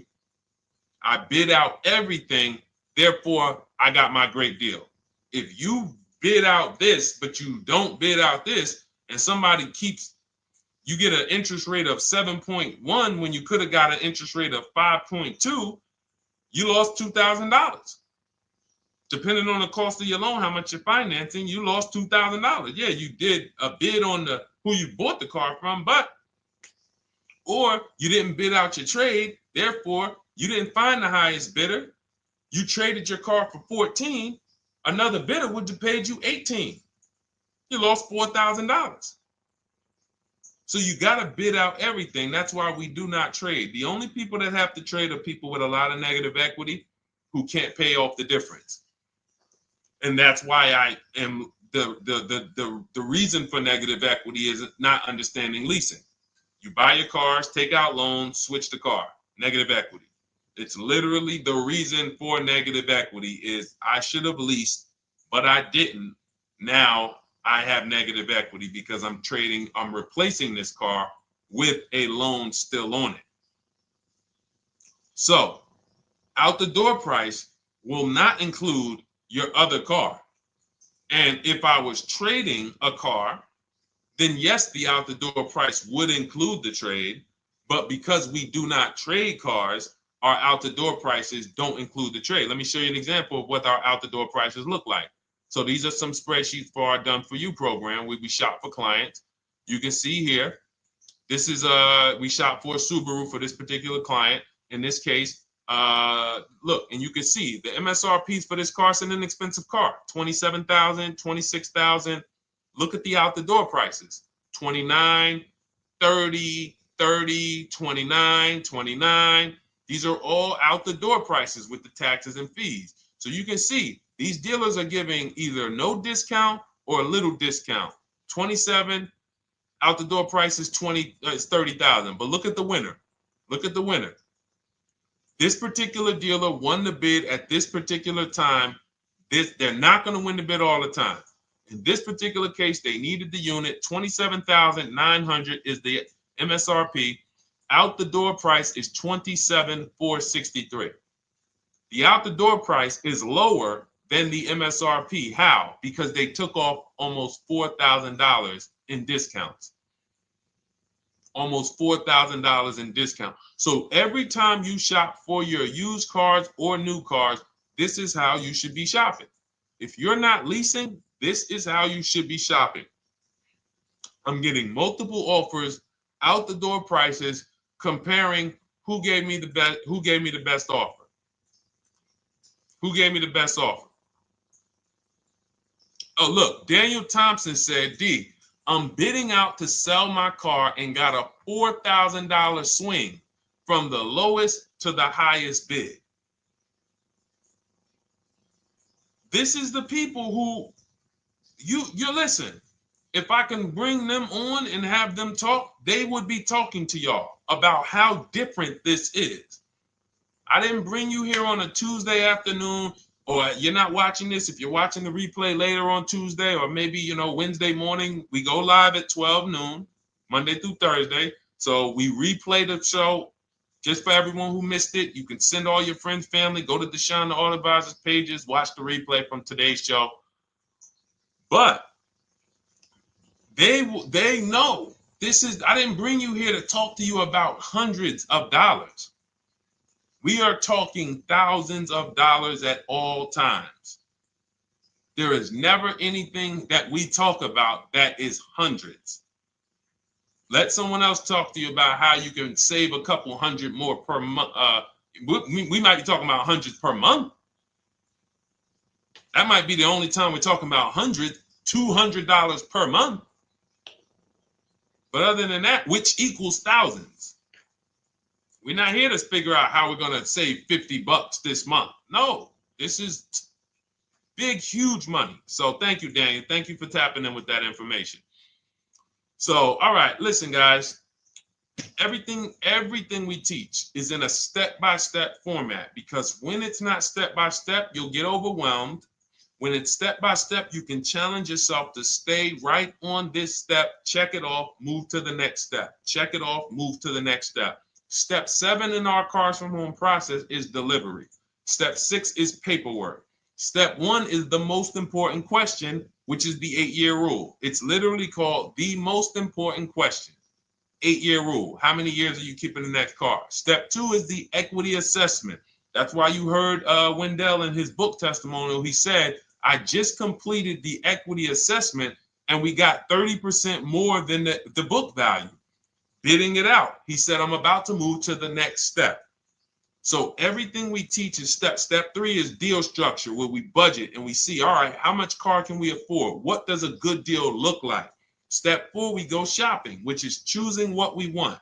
Shopping, looking, doing. We're not buying it. We're shopping the market. We're test driving. We are literally choosing what we want. Shopping, enjoying shopping. Step 5 is multiple offers. That's when we're in talking to dealers online, getting offers, getting bids. Step 6 is paperwork and protection to make sure that the offer we got is legit. We tied it up. Paperwork is right. We go over extended warranties, tire and wheel, maintenance plans. Do we need them? Key protection. Do we need any of this stuff? And step 7 is delivery. It is a step-by-step path. That is how people win. They're not coming into some college to learn how to be a car salesman or to learn everything I know. No, it's a path. So if you want the blueprint in book form, that's my digital book, Cars from Home, 7 Steps of Saving Time, Money, and Avoiding Dealerships. Normally $97, part of our 30-minute welcome offer. You can get yours for $24 in my TikTok bio, Instagram bio, the YouTube comments, and the Facebook comments. Click those links and then click the special $24 welcome offer. It's good for 30 minutes. And you'll save 75%. If for those of you who are like, Deshone, what about that video checklist? That is our Shop Done With You program. Cars from Home, done with you. You get lifetime access to everything we teach, all our below market videos, and it's short videos. I want you guys getting cars in 90 minutes. 90 minutes. Not shopping. The shopping might take you longer. Deciding what you want, you might be doing that for 2 months. But once you decide what you want, I want you to be able to get below market deals in 90 minutes. That's how I do it. We're not hours and hours to get these car deals. Some of these deals we make in literally 45 minutes over a 3-day period. So that is how we do it. And you'll have access to our coaching program. We do Zoom calls twice a month, first and third Wednesday. And you have a Facebook group with 1,600 people in it that have come before you in the last 3 years. And then for those of you who qualify for shop with done for me, just do it for me, Deshone. New cars and leases only. Credit score has to be over 670 FICO. Book a call with our team. Let's see if we can help you. All of those have welcome specials. The book is 75% off welcome special.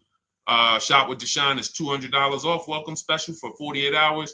And done for you is $300 off for 72 hours. All welcome specials for people to say, all right, I'm taking action. I'm going to take advantage of a lower investment for taking action immediately. And for those of you who you're still new here, you're like, Deshone, I like the information, but I need to get, can I get some free advice first? Let me test out some free advice. You can, of course, go download our cheat sheets, and that's there as well. All of that is in the Cars from Home Toolkit.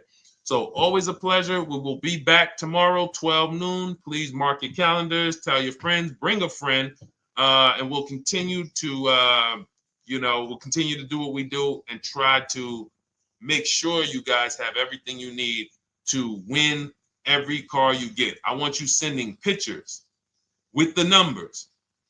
You know you've done it right when every car you get, you have pictures with the numbers. You know people who purchase cars all the time, all post their pictures. Hey, had to upgrade. Oh, just got this. Hey, had to treat myself. Oh, watch it now. But you never see the numbers because they really are not confident in the numbers. They don't want to talk about the numbers. Everybody who shops with us, whether you're getting our book, whether you're using our stuff, and sometimes people who they piece together my social media videos and they'll get it done. But they are sending the numbers. Look at what I paid for this car. Not only did I get a great car, but look at the deal I got on the car. That's when you know, all right, you understand this thing. All right, have a great day, y'all. See you tomorrow. And if you couldn't make the whole broadcast, feel free to watch the replay. We'll be replaying it throughout the day until tomorrow's show. All right, have a great day, y'all. Thank you. God bless you.